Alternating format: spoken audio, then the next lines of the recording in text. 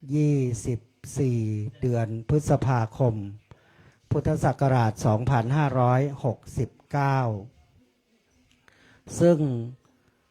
วันนี้ตรงกับวันพระเรียกว่าขึ้น8ค่ำเดือน9เหนือ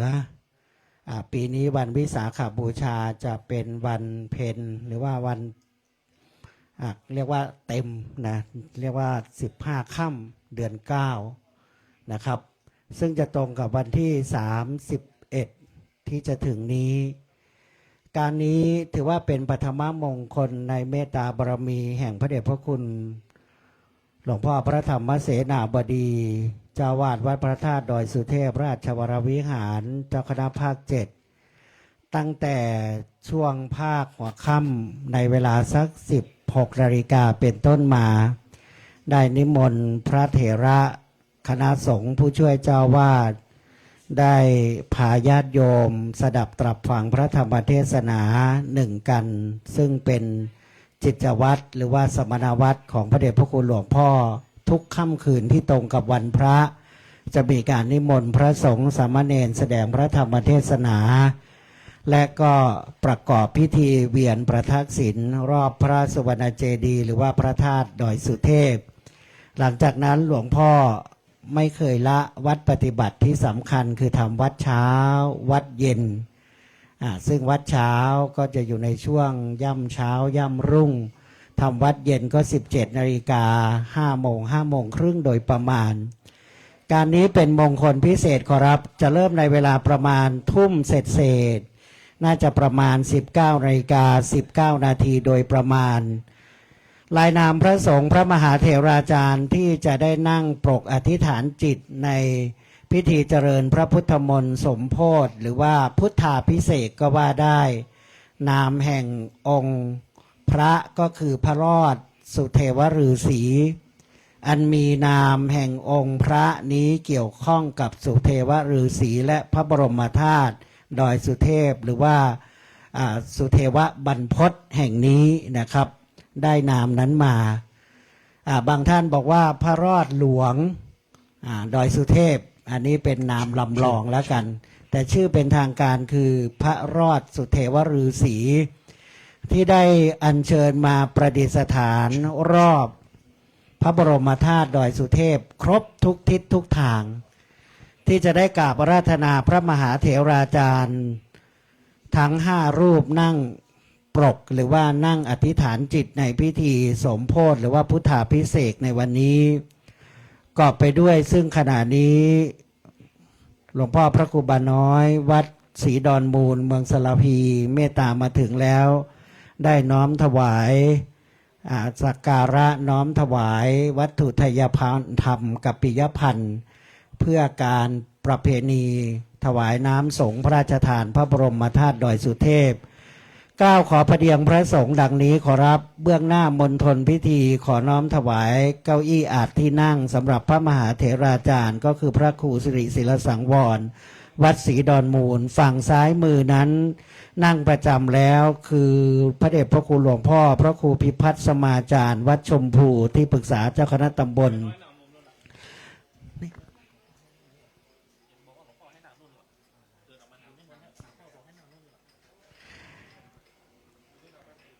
พระครูประภัตธรรมรังสีหรือว่าพระครูบาจันตะนะครับแห่งวัดกู่เต้าครูบาจันทรังสีพระครูสิทธิวรคุณวัดเมธังหลวงพ่อเมตตามาถึงแล้วพระครูประภัตสุตกิจวัดหม้อคำตวงนี่คือรายนามพระเถราจารย์5 รูปที่จะได้นั่งอย่างเก้าอี้ใน4 ทิศและทิศด้านหน้าเรียกว่าบุรธิมทิศนะครับมณฑลพิธีนี้ส่วนรายนามพระสงฆ์ที่จะเจริญพระพุทธมนต์หรือว่าสวดมนต์ตันได้รับเมตตาจากพ่อแม่ครูอาจารย์ฝ่ายเถระนักปราชญ์ล้านนาจะขึ้นขันธ์5 โกฏาตมีหลวงพ่อพระครูอดุลศิลกิจวัดธาตุคำหลวงพ่อพระครูวิมลธรรมรักษ์วัดลอยเคาะหลวงพ่อพระครูพิสารบุญนิวิทย์วัดอู่ทรายคำหลวงพ่อพระครูวิทิตศาสนาธรวัดพระสิงห์บรมมหาวิหารรองเจ้าคณะอำเภอเมืองเชียงใหม่หลวงพ่อพระครูกิตติชัยโมลีวัดชัยพระเกียรติหลวงพ่อพระครูเมธีสุตกรวัดผาบ่อง หลวงพ่อพระครูสิริปริยัตยานุศาสตร์วัดพันแหวน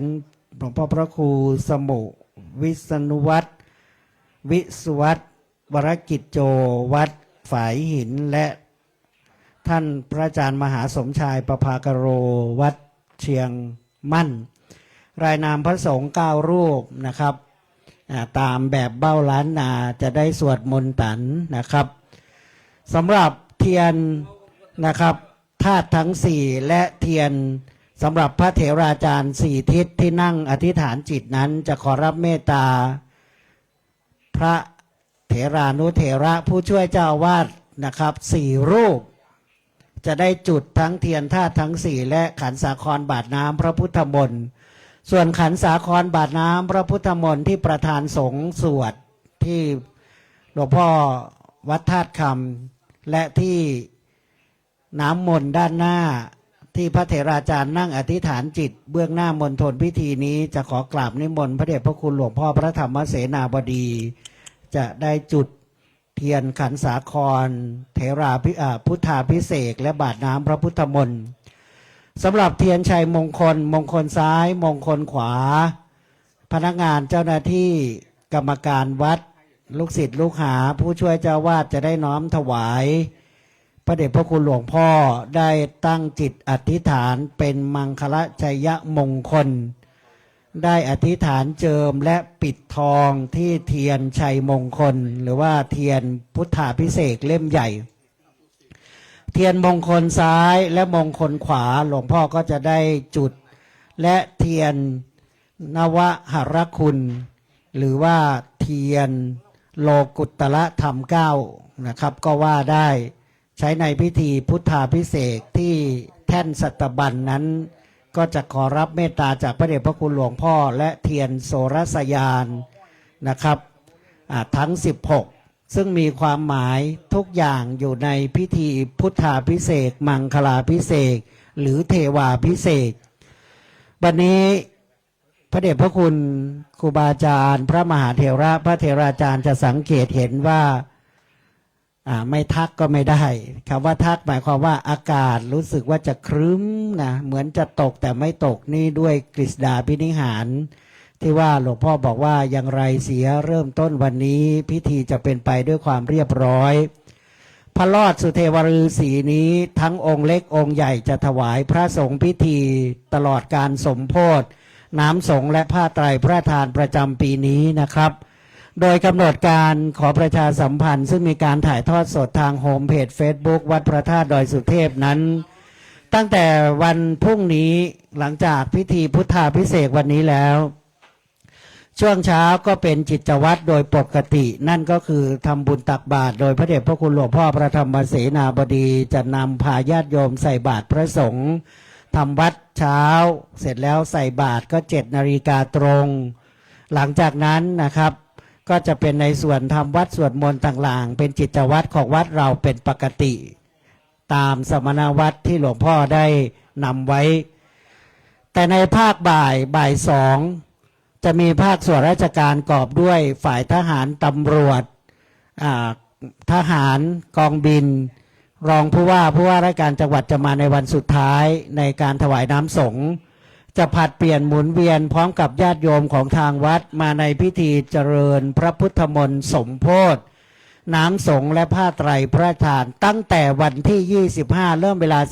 14:30 นาทีเริ่มสวดแต่ว่าเราจะต้องมาบ่าย2ตรงโดยประมาณนะครับแล้วก็หลังจากนั้นเมื่อข้าราชการก็จะแต่งเครื่องแบบปกติขาวเป็นการน้อมถวายพระเกียรติยศอย่างสูงสุดและก็สำนึกในพระมหากรุณาธิคุณแห่งองค์พระประมุขผู้โปรดพระทานน้ำสงฆ์และผ้าไตรถือว่าเป็นประจำทุกปีถือว่าเป็นประเพณีที่สำคัญปีนี้หลวงพ่อกำหนดไว้ในเวลาบ่าย2:30เริ่มสวดเพราะฉะนั้นพระคุณท่านที่ได้รับดีการนิมนต์ขอเมตตามาถึงสักบ่าย2เสร็จเพื่อจะได้พเดียงพระสงฆ์ถวายน้ำปานะแล้วก็จะได้เข้าลำดับขั้นตอนหลวงพ่อเป็นกังวลประการหนึ่งว่าถ้าจัดช่วงหัวค่ำก็จะไม่สะดวกกับข้าราชการงานเมืองที่ท่านต้องขึ้นมาบนดอยเพราะว่าบางครั้งท่านปฏิบัติราชการภาคเช้าภาคบ่าย เลยเวลาค่ำเกินไปก็อาจจะมีภารกิจหลังเลิกงานไปรับบุตรหลาน หลวงพ่อเป็นห่วงนะหลวงพ่อคิดทุกอนูหลวงพ่อก็บอกว่าบ่าย2:30เริ่มเลยนะใช้เวลาประมาณชั่วโมงหนึ่งใช้พัดยศนะครับในวันต่อๆไปถ้าพระคุณท่านได้รับนิมนต์มาในวันต่อไปวันนี้ก็มีหลายรูปได้สลับปรับเปลี่ยนมาในวันนี้แต่วันนี้ไม่ได้ใช้พัดยศเพราะยังไม่ได้อัญเชิญน้ำสงฆ์และผ้าไตรมาในมณฑลพิธีนะครับแล้วก็เวลาหัวค่ำประมาณ1 ทุ่มมีการแสดงพระธรรมเทศนา1กันตั้งแต่วันที่25ถึงวันที่30พอถึงวันที่30นั้นนะครับสำคัญอีกวันหนึ่งเป็นวันประเพณีเตียวขึ้นดอยจะมีการอัญเชิญน้ำสงฆ์และผ้าไตรออกจากศาลากลางอีกคำรบหนึ่งโดยรองผู้ว่าราชการจังหวัดมาที่ศาลาธรรมมหาวิทยาลัยเชียงใหม่ในเวลา 16 นาฬิกาเริ่มเจริญพระพุทธมนต์สมโพธิในงานประเพณีขึ้นดอยที่หอธรรมของมหาวิทยาลัยเชียงใหม่เวลา 17 นาฬิกา 18 นาฬิกา 30 นาทีโดยประมาณนะครับจะมีการอัญเชิญโดยรถยนต์โบราณราชรถน้ำสงฆ์ผ้าไตรมายังลานพระครูบาเจ้าศรีวิชัยและประกอบพิธีเปิดในงานประเพณีเตียวขึ้นดอยซึ่งเรียกว่าเป็นมหกรรมบุญที่ยิ่งใหญ่ทั่วโลกได้ตระหนักดูในสื่อออนไลน์ต่างๆใน TikTok ใน Facebook ใน Twitter นี่มีการกดไลค์กดแชร์มีการออกภาพโปสเตอร์มากมายบัดนี้พระเถราจารย์5 รูปกอบด้วยหลวงพ่อพระครูศิลสังวรหลวงพ่อพระครูบาน้อยวัดศรีดอนมูลสารพีเมตตามาแล้วและอีก4 รูปนั่งประจำยัง4 มุม4 ทิศเรียกว่า4 แจ่งของพระบรมธาตุดอยสุเทพกอบด้วยหลวงพ่อพระครูประภัตธรรมรังสีวัดกูเต้าพระครูบาจันทะนะครับหลวงพ่อพระครูพิพัฒน์สมาจารย์ด้านหน้าพระวิหารนะครับจากวัดชมพูหลวงพ่อพระครูสิทธิวรคุณวัดเมธังอยู่ที่ฝั่งขวานะครับหลวงพ่อพระครูประภัตสุตกิจวัดหม้อคำตวงทั้งหมดทั้งมวลเป็นพระเถราจารย์เป็นพระเจจิอาจารย์ที่เรียกว่าเป็นที่เคารพสักการะวงเล็บภาษาชาวบ้านว่ามีชื่อเสียงดังไกลทั้งเมืองไทยและเมืองนอกนะตอนนี้พระครูบาวัดกู่เต้าได้นำพาขบวนแห่มาสักการะน้อมถวายกัปปิยพันธ์ตามอริยประเพณีหลวงพ่อว่าลวดหอมลวดตาลลวดกินลวดทานก่อนมาวันแรกนะครับลำดับขั้นตอนก็ดังได้นำเรียนเป็นเบื้องต้นนะครับในการนี้จะขอพ่อพงนะพ่อพงเราจะได้เป็นพ่ออาจารย์เป็นให้พ่อพงแบบเมืองนะพ่อนะในการไหว้พระฮับศีลแล้วก็ในการวันทาน้อยวันทาหลวงในการแผ่เมตตาช่วงท้ายแบบเมืองแล้วก็จะได้นำกล่าวบูชาพระบรมธาตุลูกๆถ้าผ่านด้านหน้าพระมหาเถระลูกๆก็โค้งนิดนึงนะลูกนะค่อยๆนะลูกนะดาบก็ค่อยๆนะลูกนะค่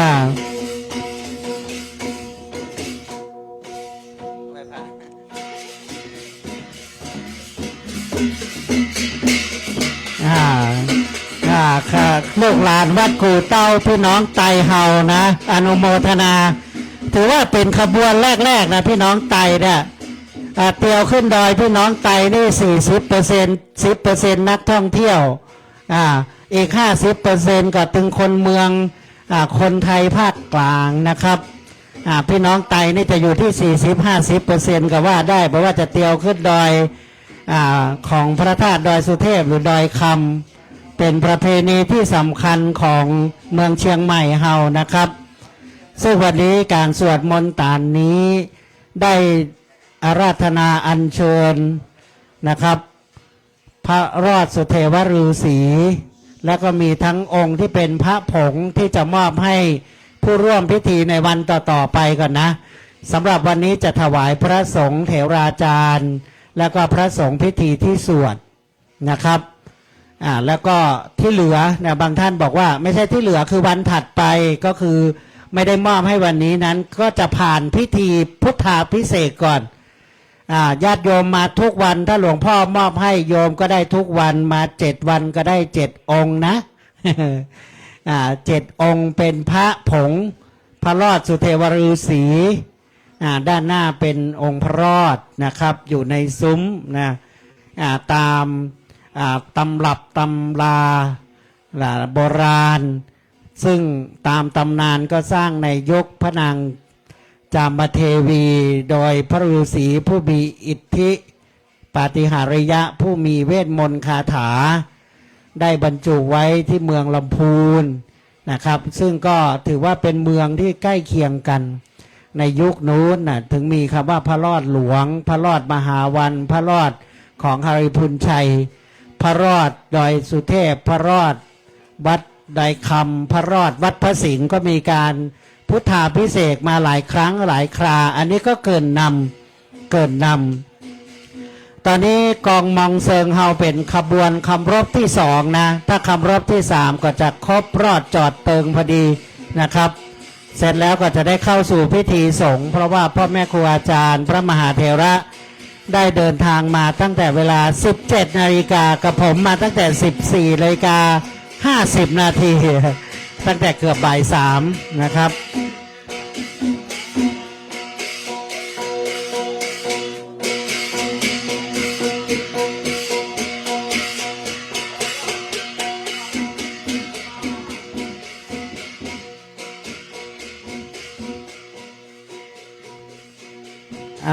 พี่สันเราก็เตรียมทั้งเทียนชนวนเล่มยาวและเล่มสั้นนะพี่สันกับพ่อพงเราหลังจากไหว้พระแล้วนะครับเพราะว่าในเมตตาหลวงพ่อจะจุดในด้านหน้าเกือบทั้งหมดถ้าหลวงพ่อเมตตาก็อาจจะเรียกว่ามอบถวายผู้ช่วยเจ้าวาดนะครับมอบให้ผู้ช่วยเจ้าวาดแต่ว่าใน4 ทิศ 4 มุมถ้าจุดเทียนทั้ง4ธาตุทั้ง4แล้วก็เพื่อสะดวกจะได้ให้พระคุณท่านผู้ช่วยเจ้าวาดได้จุดขันสาครบาทน้ำพระพุทธมนต์เลยนะครับส่วนขันสาครที่พระสงฆ์สวดที่อาจสงฆ์แล้วก็ที่ด้านหน้าหลวงพ่อพระครูบาน้อยนะครับจะเป็นหลวงพ่อพระธาตุดอยสุเทพเป็นองค์จุดนะครับขณะนี้เมตตาพระเดชพระคุณหลวงพ่อมาถึงแล้วขบวนกองมองเซิงเนอะอีกคำรบหนึ่งเดินด้วยความงดงามอ่อนช้อยแต่ฟังน้อยคือครบ3 รอบถ้าบอกครบเราจะบอกได้เรียกว่าบ่เปิงใจเตื้อบ่อิ่มบุญเตื้อคือครบ3 รอบพอครบแล้วเดี๋ยวเรานั่งหน้าที่อันควรส่วนข้างหนึ่งนะภาษาโบราณหลังจากนั้นหลวงพ่อจะเข้าสู่พิธีสงฆ์ตอนนี้ขบวนของวัดกู่เต้าได้เป็นคำรบที่3ก่อนญาติโยมของวัดเรานะครับวันนี้ถือว่าจะบอกว่างานภายในก็ว่าได้งานทั้งภายนอกก็ว่าได้เพราะวันแรกนี้หลวงพ่อแทบจะไม่ได้ให้ใครประชาสัมพันธ์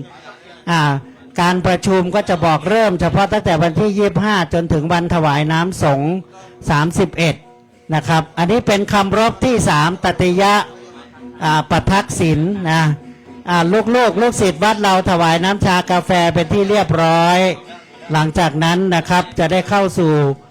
กำหนดการที่เป็นมหามงคลชัยมงคลในพิธีสมโภชหรือว่า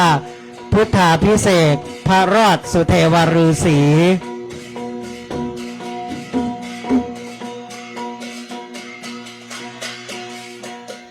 ในการนี้โดยท่านอาจารย์พระครูธรรมธรวัชรินทร์และคณะช่างภาพของทางวัดจะได้ถ่ายทอดสดนะครับผ่านช่อง Facebook ไลฟ์และโฮมเพจของวัดพระธาตุดอยสุเทพราชวรวิหารนะครับ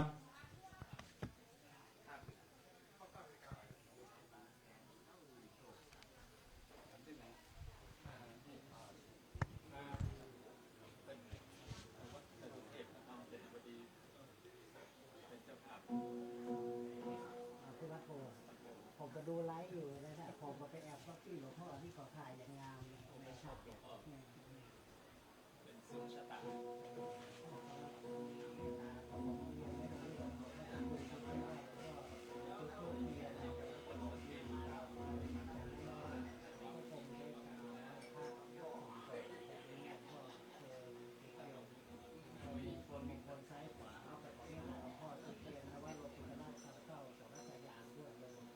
วนเทียนธาตุทั้งสี่และเทียนน้ำมนต์4 ทิศจะของผู้ช่วยเจ้าอาวาส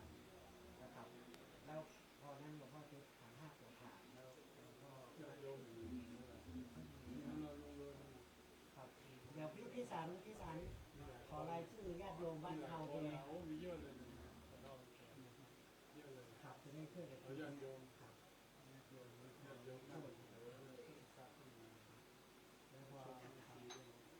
ขอ5 ตัวฐานเรียบร้อยจะขอในภาพจะได้บันทึกหลวงพ่อจะได้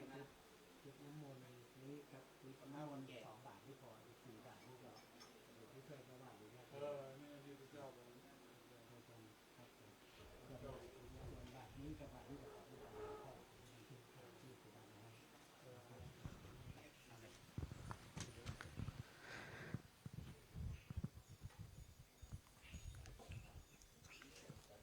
เอาเลยนะเตรียมไม้กราบนมัสการพระเดชพระคุณหลวงพ่อพระธรรมเสนาบดีเจ้าวาดวัดพระธาตุดอยสุเทพราชวรวิหารเจ้าคณะภาค7พระสงฆ์เถรานุเถระพระเถราจารย์ด้วยความเคารพอย่างสูงเรียนศรัทธาสาธุชนอุบาสกบาสิกาศิษยานุศิษย์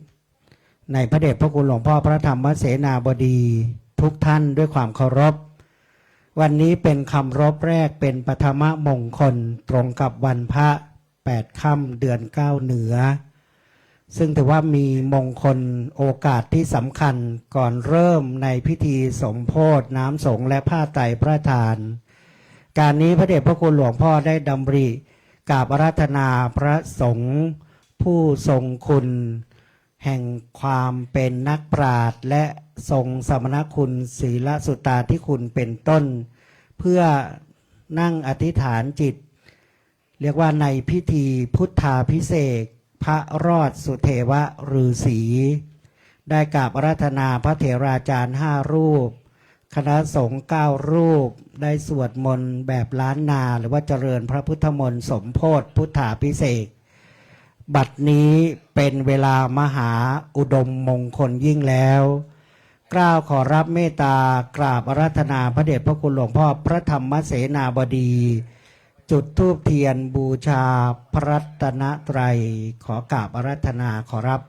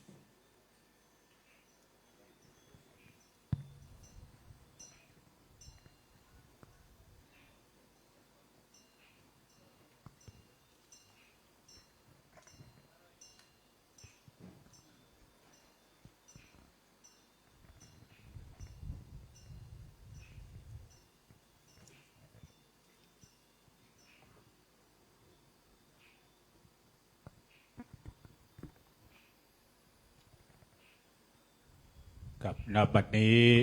กราบไหว้สานิมนต์ทุกรูปเรียนเชิญทุกคนคณะศรัทธาสาธุชนได้กล่าวคำปูชาพระรัตนตรัยไหว้พระพร้อมกันณบัดนี้กราบ1กราบ2กราบ3อิมินาสกาเลนะพุทธังอภิปูชยา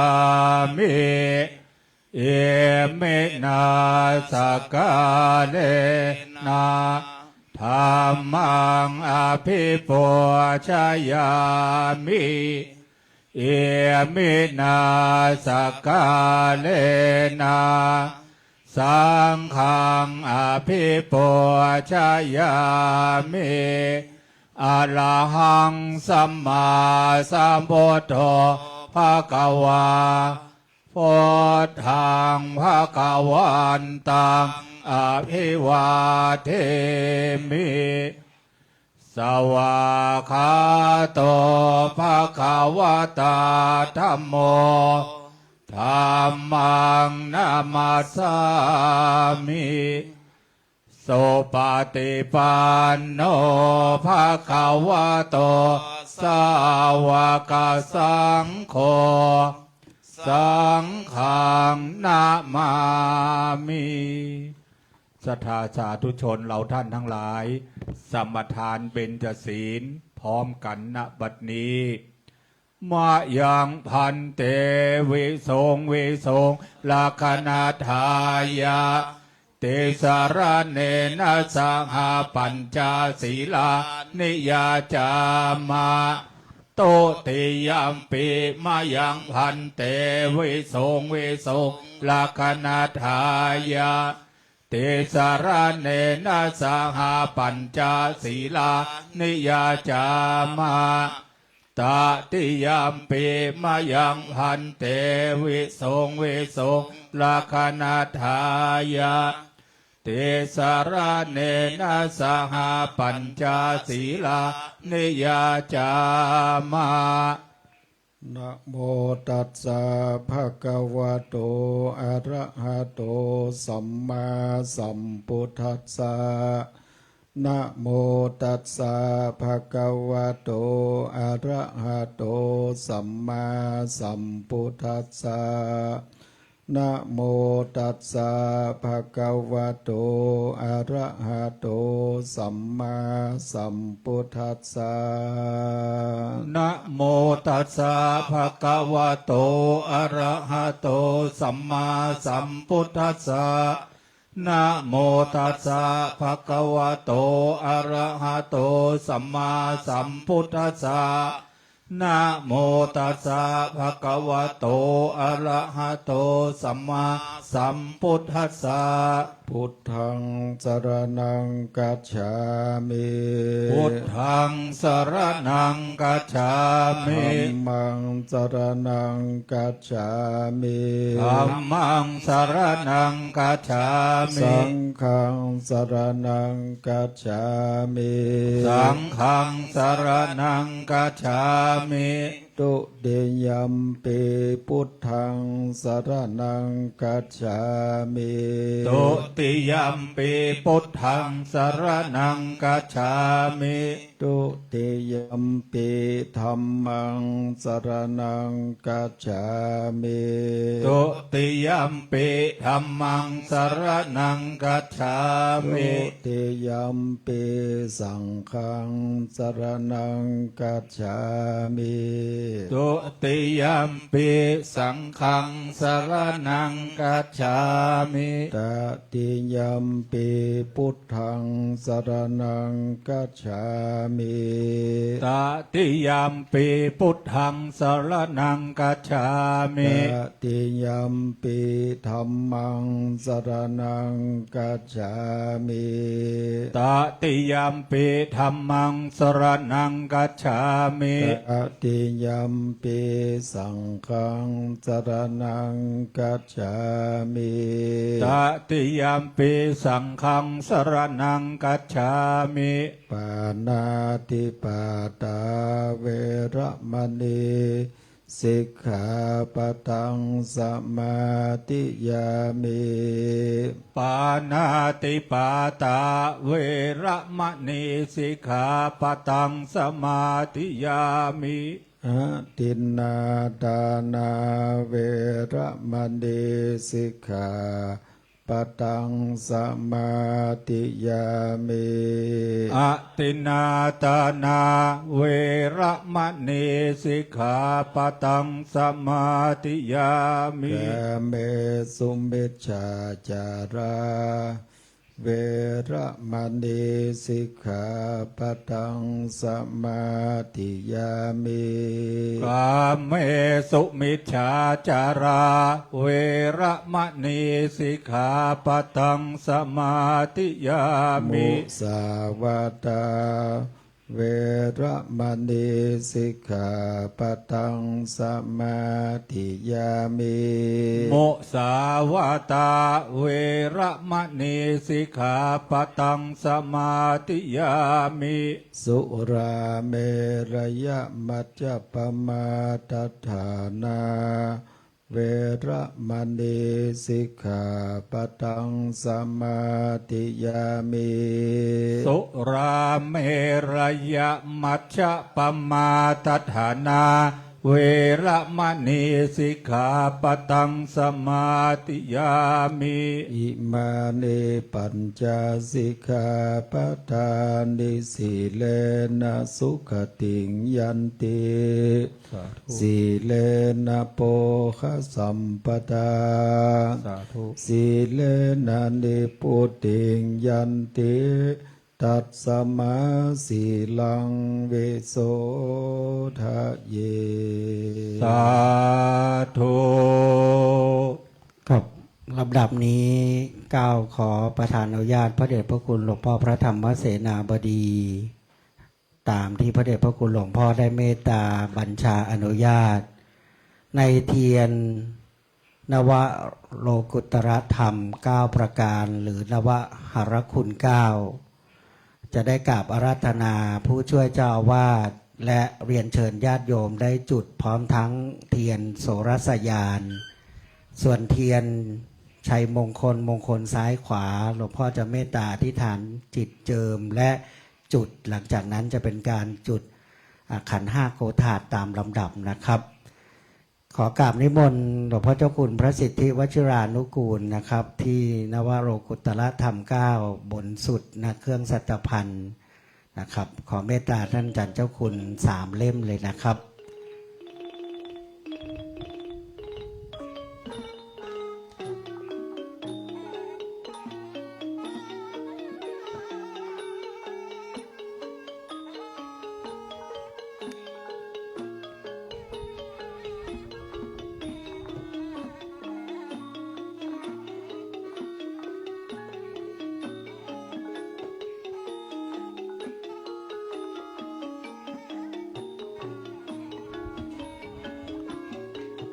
ในเล่มที่ 4 และ 5 จัตุถะและปัญจมะขอกราบอาราธนาท่านอาจารย์พระครูปริยัติเจติยานุรักษ์ผู้ช่วยศาสตราจารย์ดร.ผู้ช่วยเจ้าวาดวัดพระธาตุดอยสุเทพราชวรวิหารได้อธิษฐานจิตจุด2 เล่มนะครับ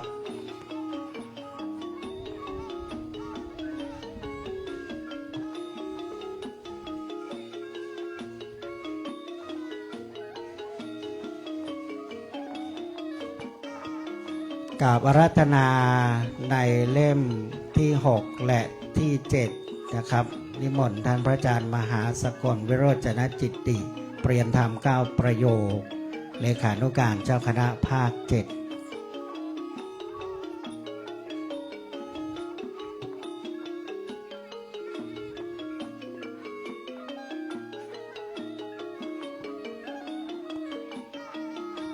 ขอเมตตา2 เล่มนะครับท่านพระอาจารย์มหาสกลวิโรจนกิติเปลี่ยนธรรม9ประโยคเลขานุการพระเดชพระคุณหลวงพ่อในตำแหน่งปกครองสงฆ์สนองงานการคณะสงฆ์ภาค 7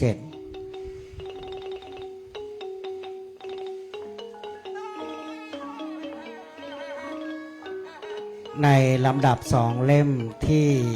แท่นของเครื่องสัตบัญนิมนต์ท่านอาจารย์พระมหาสุนทรครับปริยนธรรม7 ประโยคพระอุปถากในพระเดชพระคุณหลวงพ่อนะครับ2 เล่ม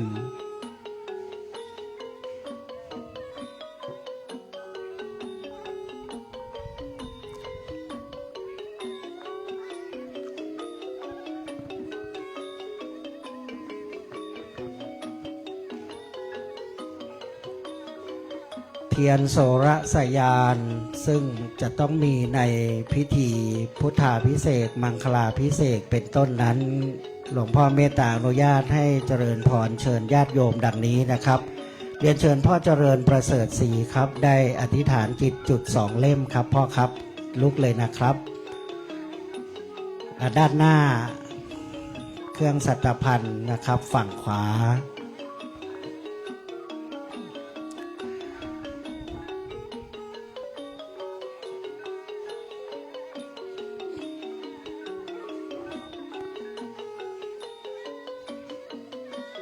ตามมาด้วยคุณแม่จันทราจินดามังนะครับเมื่อคุณพ่อเจริญประเสริฐศรีได้ตั้งจิตอธิษฐาน2 เล่มแล้วก็จะต่อเนื่องด้วย2 เล่มโดยคุณแม่จันทราจินดามังนะครับเข้ามาตรงกลางเลยนะแม่นะไม่ต้องเดินอ้อม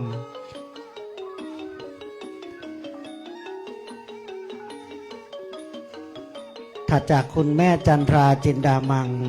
เรียกว่าอุบาสิกาที่สำคัญของวัดเราทุกคนเลยนะครับทั้งฝ่ายผู้ชายเรียกว่าอุบาสกฝ่ายผู้หญิงเรียกว่าอุบาสิกา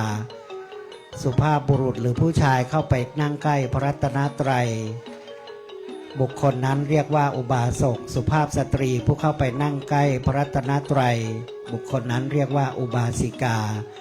เชิญคุณแม่จันทราจินดามัง2 เล่มต่อเนื่องด้วยนะครับคุณแม่สมจิตพิมพ์อยู่2 เล่มครับเชิญคุณแม่ออกมาเลยนะครับถือว่าเป็นผู้แทนของญาติโยมวัดเราอีก2 เล่มต่อมาคุณอ่อนเรือนไกรกิจลาดนะครับเดินแถวออกมาเลยนะครับ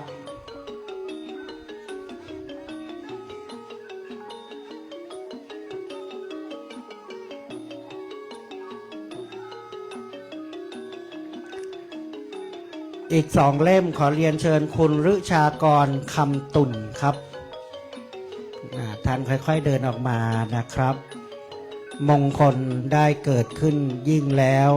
ณสถานที่ศักดิ์สิทธิ์แห่งพระบรมธาตุดอยสุเทพนี้ท่ามกลางคณะสงฆ์ท่ามกลางใจอันบริสุทธิ์ผุดผ่องเรา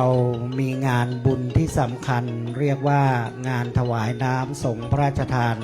พระบรมธาตุดอยสุเทพเป็นประจำทุกปีในเดือนวิสาขบูชาเรียนเชิญคุณรุ่งนภาทวิสุวรรณครับจำนวน2 เล่มครับเชิญต่อเนื่องเลยนะครับเมื่อผมประกาศแล้ว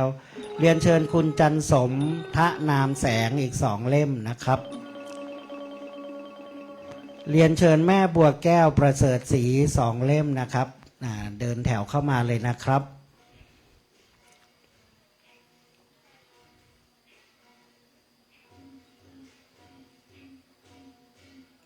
ก็จะครบพอดีนะท่านละ2 เล่ม2 เล่ม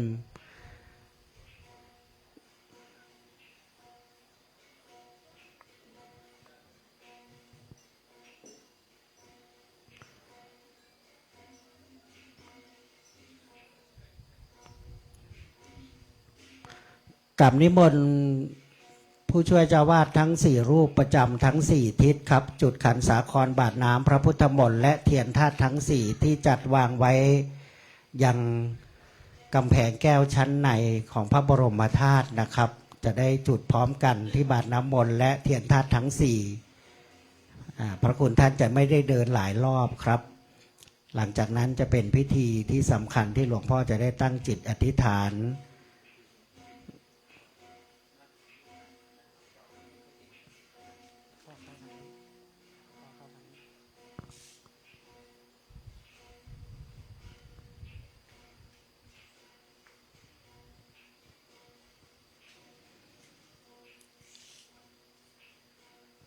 อันว่าคนเรานั้นประกอบด้วยธาตุทั้ง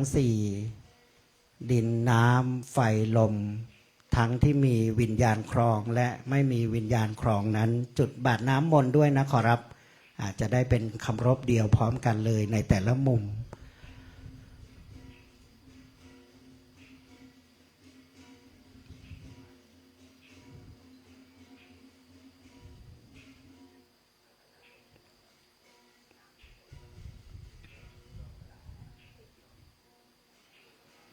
พระคุณท่านผู้ช่วยเจ้าวาดในนามหลวงพ่อจะได้น้อมถวายบาตรน้ำพระพุทธมนต์ได้สายศีลที่พระเถราจารย์ได้นั่งปรกหรือว่านั่งอธิษฐานจิตในมงคลพิธีนี้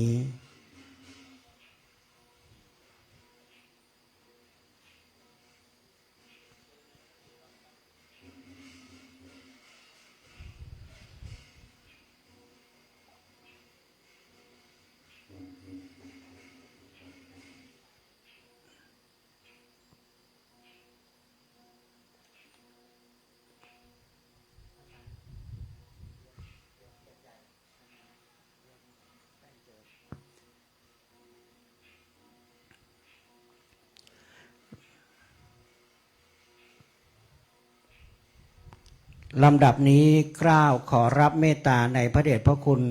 องค์หลวงพ่อพระธรรมเสนาบดี ได้โปรดเมตตาตั้งจิตอธิษฐาน เจิมเทียนชัยมงคลปิดทองเทียนชัยมงคลและได้จุดเทียนชัยมงคลและมงคลซ้ายมงคลขวาพระสงฆ์ทั้งนั้นจะได้เจริญพระพุทธมนต์บทพระคาถาจุดเทียนชัย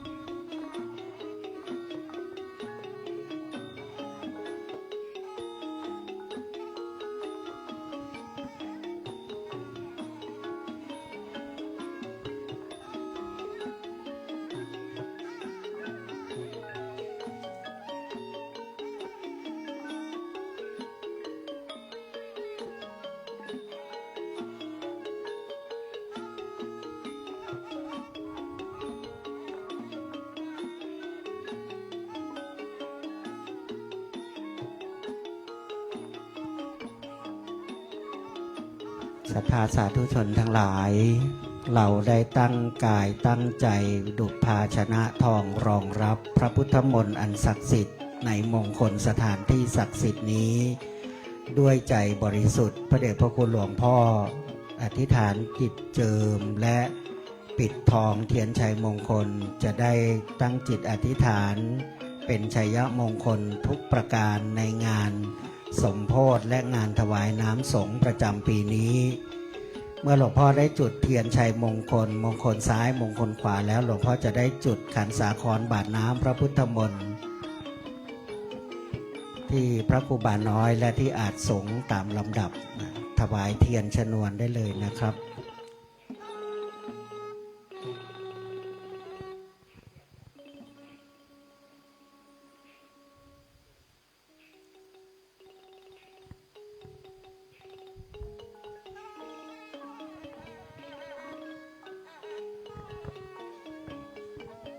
พุทโธสัพพัญโยตัญญาโนธัมโมโลกุตตะโลวาโลสังโฆ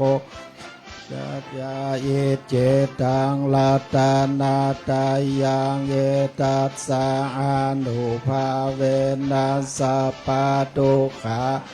ปัตตวาอันตารายาจานัสสันตุกาโสธีภาวันตุเต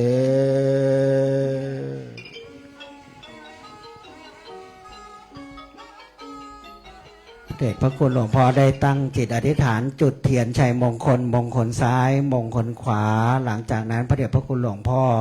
จะได้จุดเทียนขันสาครบาทน้ำพระพุทธมนต์ถวายบาทน้ำพระพุทธมนต์ได้สายสิญจน์ที่พระครูบาน้อยแล้วก็ที่อาจสงฆ์และจะได้จุดเทียนขัน5โกฏาตหลวงพ่อวัดธาตุคำจะขึ้นขัน5โกฏาตตามลำดับขอรับ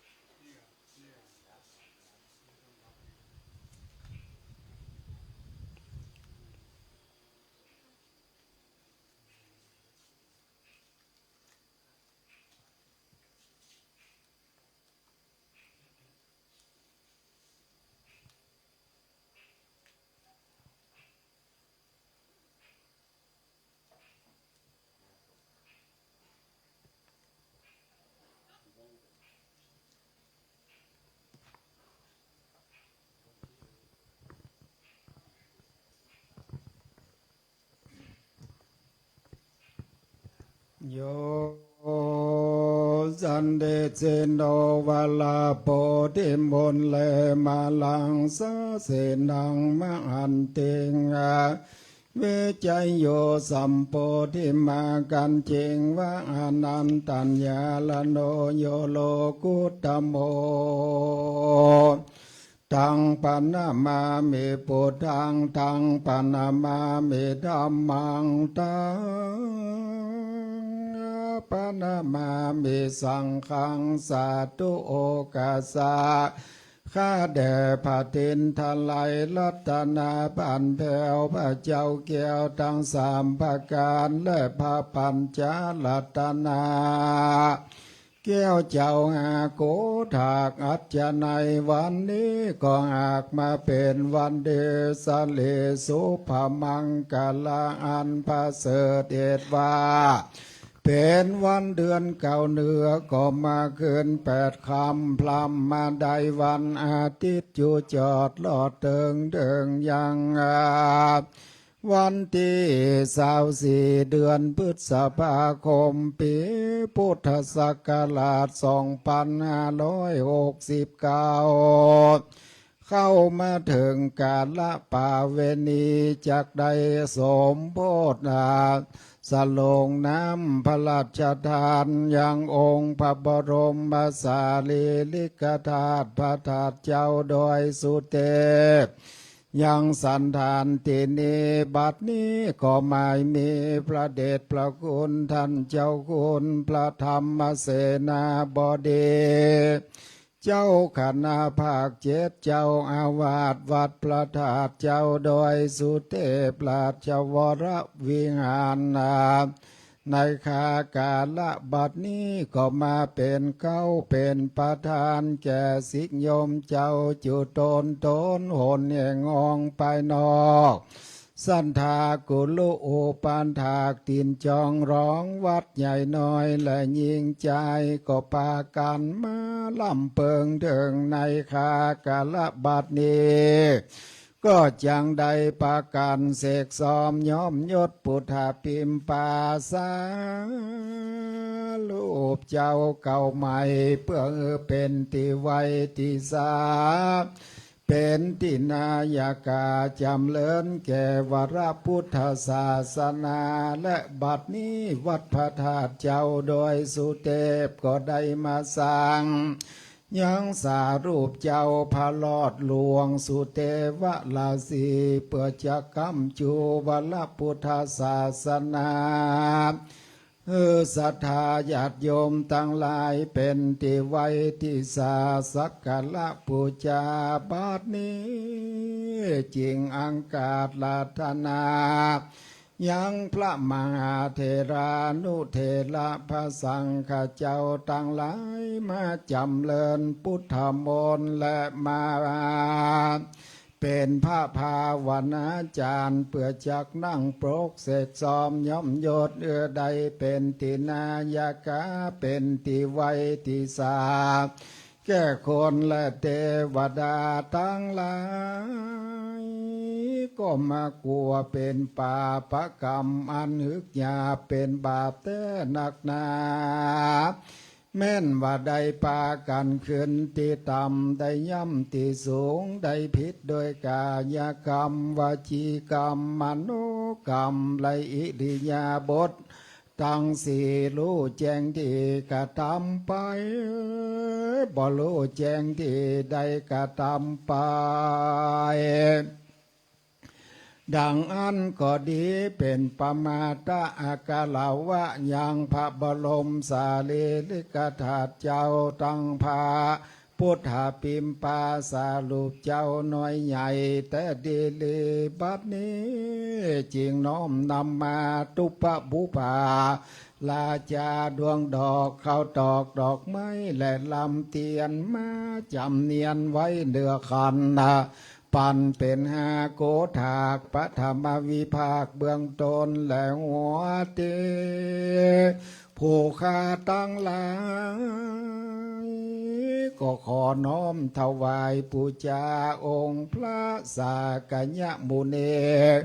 ตอนสร้างสวาดตั้งพระบาทพระธาตุเจ้าเจดีย์ตั้งไม้สลีมหาโพธิ์โคดเงาวัลพุทธศาสนา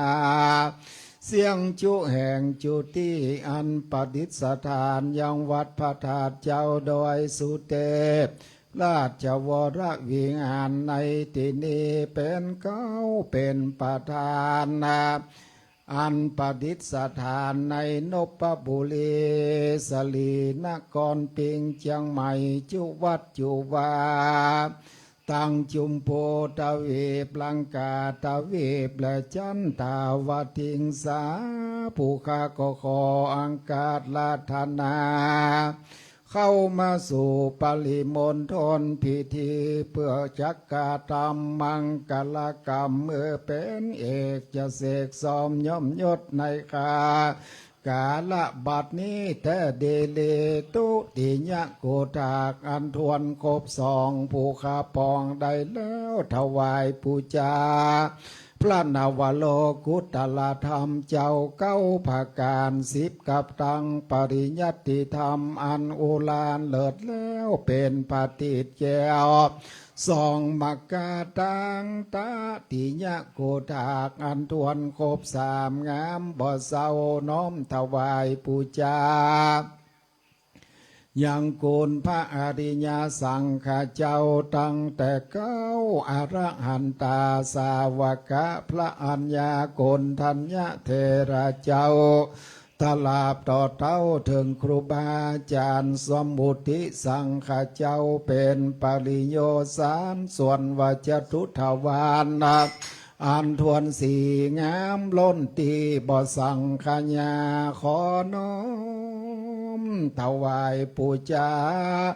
อย่างกุลแห่งพระสมถกรรมฐานวิปัสสนากรรมฐานอันเป็นหนทางเส้นเอกอันจะนำสัตว์หือพ้นจากโอคะวัตสงสารจุจอดรอดเวียงแก้วยอดมหาเนรปานส่วนวปัญจะมาวานอันทวนคบหาผู้ขาน้อมถวายครูบาอาจารย์เจ้าจุตนจุองค์อันได้สั่งสอนสมถกรรมฐานวิปัสสนากรรมฐานสั่งสอนอัคระพยัญชนะกะลุลาหุติฆะลันสาสั่งสอนยังเลขมนยันตั้งหลายจุอันอ่านบัดนี้กันว่าผู้ขาตั้งหลายปมาตะอากาลวะโดยพระการสันใดก็ขอละลดโปรดเสียโตสานุโตษโพดเงืองหายกลายเป็นอโหสิกรรมบ่เงอได้เป็นนิวรณ์ธรรมกรรมอันแก่กล้าอันจะห้ามตับเสียยังสักกะมักกะหนตางเมื่อสู่เมืองฟ้าและเนรปานเสียแก่เจ้าสมณสันธาและมุลสันธาจูผู้จูคนจุตนจูองค์แต่เดลีโดยดังผู้ข้าจะน้อมถวายโดยมกทะภาษาบาลีว่าอัจจโยโนพันเตอัจจกมายะธาภเลยะธามุลเอยะธาอากุสเล เยมายังพุทธธรรมสังฆาเตสุปัญจรัตเนสุอวิวาญาทิวาละโหวากาเยนะวาวาจายาวามนะสาวาปะมาตังวาอากาสิมหาตินสวาญธาธรรมังกะโลนตุกาญะตัวเลวัปติตัวเลมโนตัวเลสันจิจโตสังอสันจิจโตสังอติตาโตสังอนาคตโตสังสัพพังโตสังขามันนาตุโน วิปัตติปฏิภาหายาสัพพสัมปติสิทธิยาสัพพทุกขวินาศายาปริตังพรูทะมังคลังวิปัตติปฏิภาหายาสัพพสัมปติสิทธิยาสัพพพยาวินาศายาปริตังพรูทะมังคลังวิปัตติปฏิภาหายาสัพพสัมปติสิทธิยาสัพพโรคะวินาศายาปริตตังพรูทะมังคลังตัวนาเมตังสาเมตาปทันตาวิกิตาจิตตาปริตังพนันโตสักเคกาเมจารุเปกิริสิกขาราตาเตจันทริเกวิมาเนเทเปรัตเทจักขเมตรุวนาคาเนอารัมมวัตุเมเกเตภูมากุมัทธายโยจตุโลกาปราชายะมราชาอินทเวสุวรรณราชาอริยเมตไตโยโพธิสัตตาวกาทโยอริยสาวกาจะพุทโธชนะกัลยาณาจะสัมมาทิฏฐิโพเทปสันนาธัมเมปสันนาสังฆปสันนาพุทโธสัคคารวะธัมโมสัคคารวะสังโฆสัทธารวะอิโตทานาโตยาวะปรัมปรายมาสมิงโสจักวาเลสุเทวตายังมุนิวลาวจนังสาธโนเมสุนันโตธรรมสวนากาโลยัมปตันตาธรรมสวนากาโลยัมปตันตาธรรมสวนากาโลอายัมปทันตาสมันตาจังกวาเลสุอันตรากัจจันตุสัทธัมมังมุนิราจัสสะสุนันตุสักกโมกตังนะโมตัสสะภะคะวะโตอะระสัมมาสัมพุทธัสสะนะโมตัสสะภะคะวะโตอะระหะโตสัมมาสัมพุทธนะโมตัสสะภะคะวะโตอะระหะโตสัมมาสัมพุทธัสสะพุทธังสัลลันนังจามเมธัมมังสัลลันนังกัจฉามิสังฆังสัลลันนังเมโตเตยัมเปปุถทังสัลลันนังกัจฉามิโตเตยัมเปธัมมังสัลลันนัง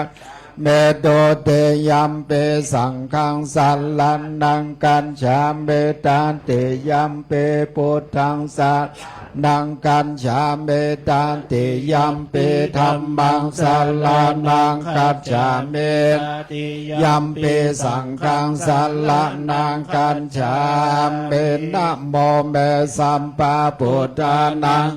ติงสาวาลาลังกันโนตันหังกันโลมังหาเวโลเมตังกันโลยะโสสัลลันนังกันโลลงกันเยนโตเทมปังกันโลโจตินตันโลโกตันโยนำปัมมงโคมังกันโลปุเลสังสัมโพสุมันโนสุมันโนติโลโทลันติวันทันโนสมเป็นตงกุณาสัมปันโนอันโดมันตังสีจานุตปันทุโมลงกัมปัญจโดนันลันดงวันลันสันลันเทปันทุมบนตันลงสันตันสันโลทอังกัมปุงกันลงจนจันทนสัมปันลงกังโกเปยยันตังสีนันลันสัมโพอันตาโลดเลงโคธรรมาทันสิธรรมโมดนทนสินทันโทอันสัมมรองเกเตโสจาวันตันตังวันพุทโธวาโลปุณทองเกมปันสินจางอนุปัมโมสิงเขสัมปาอิโตสันทาเวสสัมปุสุกากาคุสันโทสัทธาวาโหโกนากะมันโนลานันจาโหกันสะโป สัมปันโนโคตัมโมสังกายาปุงคังโวอันตังเวสันเตสังคันตาเอเมปุณตามาเอติกากุณสัมปันนังสัมปันโลกาเบนปุญเจนตาเอเตนตันสัมปันลามปุณตาโอตมากาปุกาลาข้าคุณาสุงเปติเยอามาตังปะตังเอเตพุทธาติตาจามังกาลาหนติสัมปันตาอันตามเมปุณเทอาหังวันตามิสัมปันตาเตสังญาเนนาขันติเมตตาภาเลนะจะเตปิโนอนุลักขันตัวโลกายเยนะสุเขนัญจานตาติเมปุณเทโยนันลอนสัลลันนังกันทงกัมปานิสันตังสังหันสาเดดุกาติงจันเตอันทาเวสันเตปุณธาปาลิตังเอวัมเมสุตังเอขันสามายังภะกะปาลานาสิยังวิหาลาติเสปันตันเนมิกันตาเยตันรันโกภะกะปัญจวังเคเยปิงโคอามันเทสิเทเวเมปิคาเวอันตาปัมปะเจตานาเสเวตัมปาโยจายาตักกามสุกัน มากล่าวกัน โยโคหิโนกัม โมปุณโดจานิโกอานาริโยอานัตถสันเยโตเอเตเตปิกะอุโพอันเตอานุปังกัมมามันจิมาบันเตปันตังกันตังกันเตอาภิสัมปุญทาจังคุกัลลันเนยานังการันเนโอปันสัมมายาอาภิญญายาสัมปุญทายานิปานายาสังวันตันติกันตัมมาจันสาภิกาเวมันจิมาปฏิปทานตันทางการเทนาภิสัมปุญทาจังคุกัลลันเนยานาอมปันสัมมายาเป็นญาญาสัมปุญทายานิปานายาสังวัตติอายะเมวะอาทิโย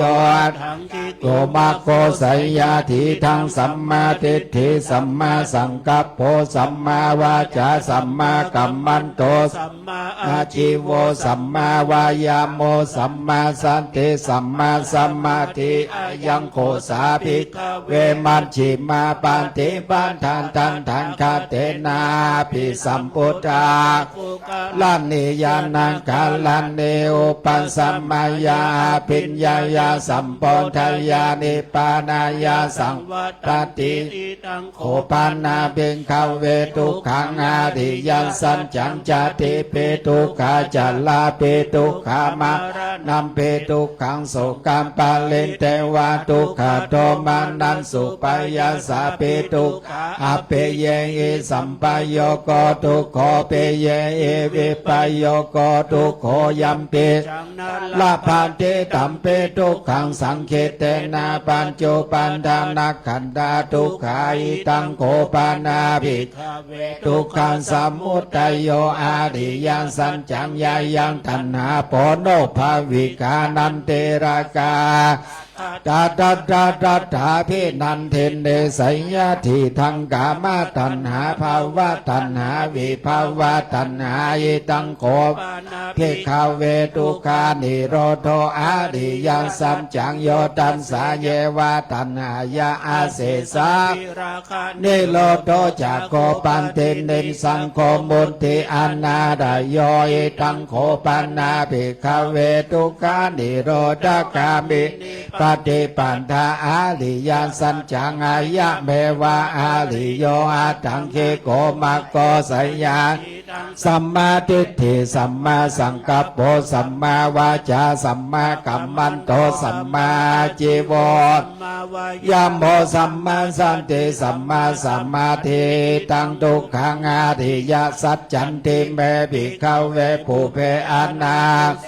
เสไรโสจังโคงโอตปาติยานังโอตปันติปัญญาโอตปาติวิจาโอตปาติ อาโล โกอุตามปาติตังโคปานิทังทุกขังอาริยสัจจังปะดินยยันติเมปิขาวเวปุเปนานุสุเตสุธรรมเมสุจังคุงโอตปาติยานังโอตามปาติปัญญาโอตปาติวิจา ตาปา เตอาลงโกอุตตัมปะเตตังโคปานิทังทุกขังอาริยสัจจังปะริญญาตันติเมภิกขเวปุเพอานาเตเสธรรมเมสุจังคุงอุตตปาติยานังอุตตปาติปัญญาอุตตปาติวิจา ตาปา เตอาลงโกอุตตปาติตังทุกขังสัมมุตตโยอาริยสัจจันติเมภิกขเวปุเพอานานุสุเตสุธรรมเมสุคุงอุตตปาติยานังอุตตปาติปัญญาอุตตปาติวิจาอุตตปาติอาโลโก ตาปา เตตังโคปานิทังทุกขสามุตตโยอาริยสัจจังปังหาตัพพันติเมภิกขเวปุเป นาโล โสเตโสธรรมเมโสจังคงโอนตัมปันเตยานังโอนตัมปันเตปัญญาอุตัมปันเตวิจาอุตตปาติอาโลโกปาติตังโคปานิตังทุงคัสสามุตตโยอาริยสัจจังภาวิตันติเม ขาวเวปุเปอานา โนสุเตโสธรรมเมโสจังคงโอตปาติยานังโอตปาติปัญญาอุตตปาติวิจาอุตตปาติ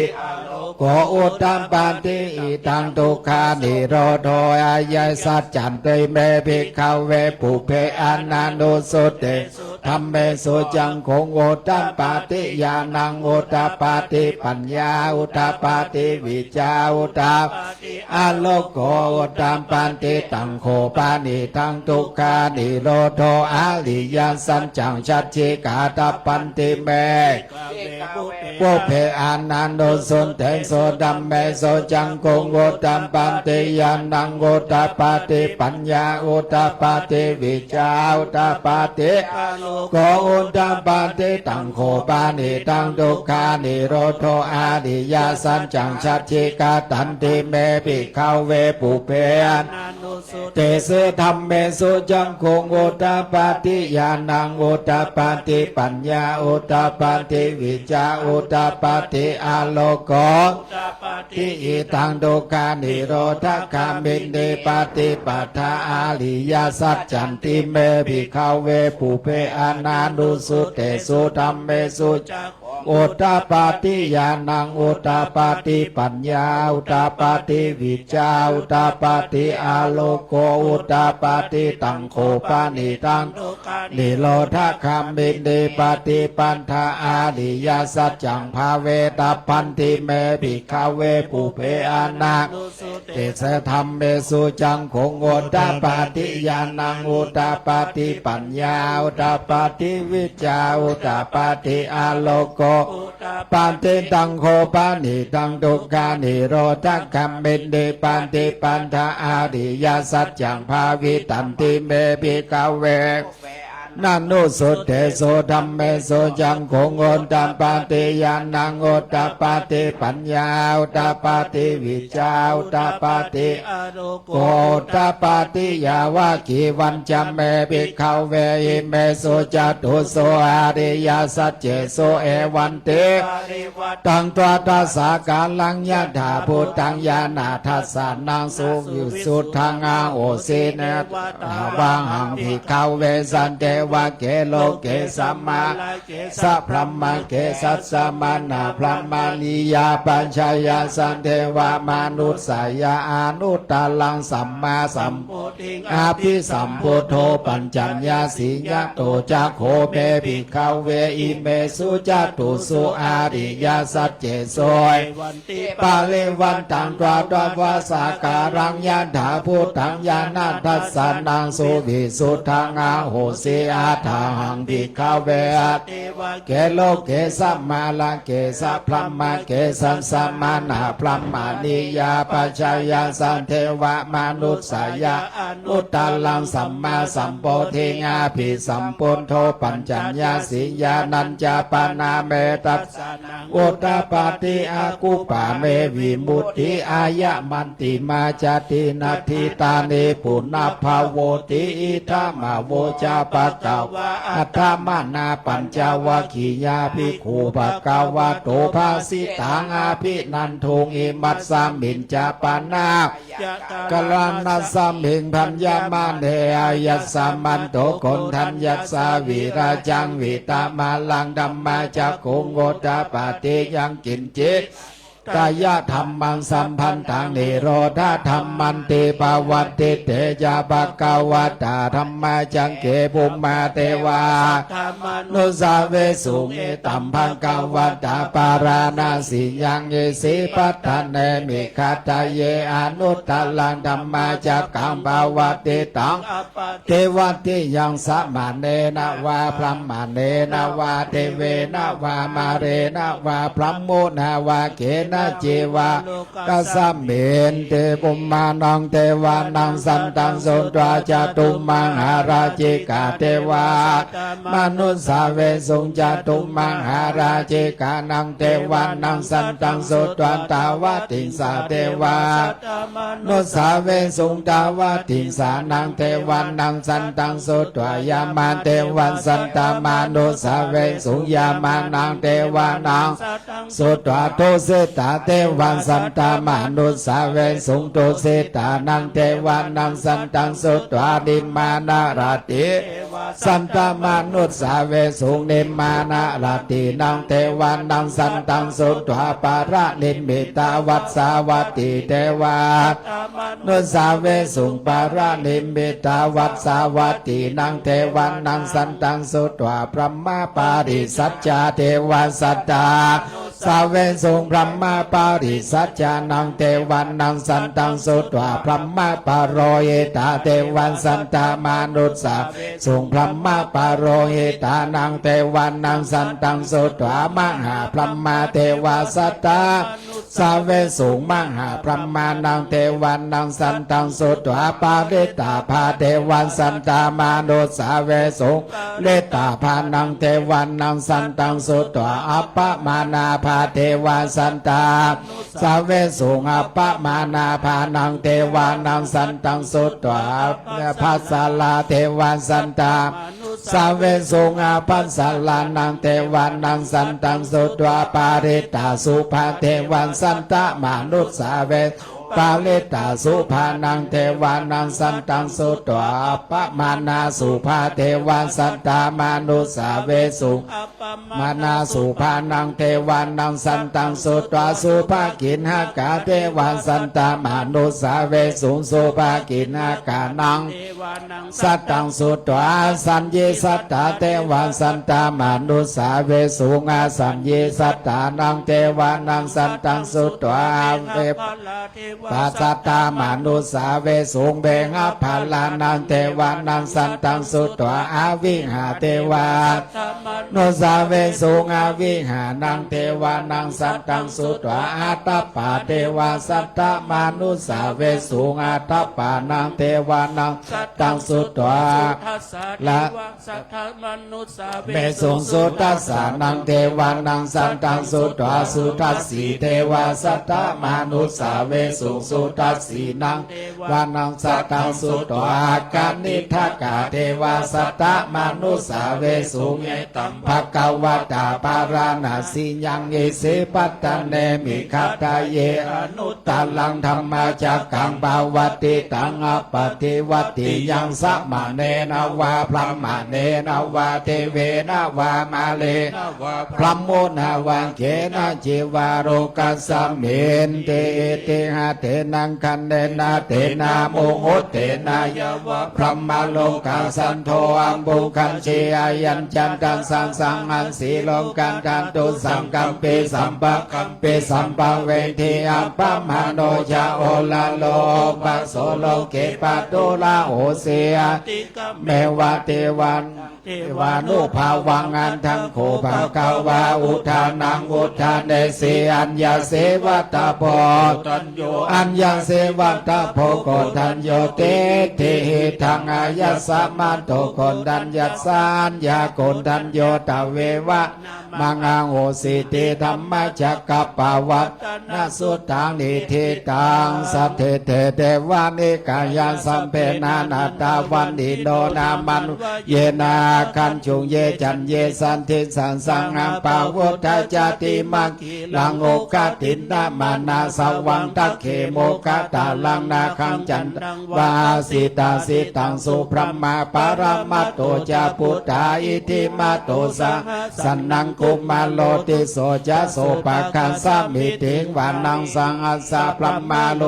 นางมังหาพรหมาภิติทาเตอุปปันโนจุติมันโตภิสัมมากายโยยัสสะสิโสตสิอิสลาคูปัญเจกาวัสสวัตติโนเตสัญจมัชฌะโตอากังหาริโตปาลิวา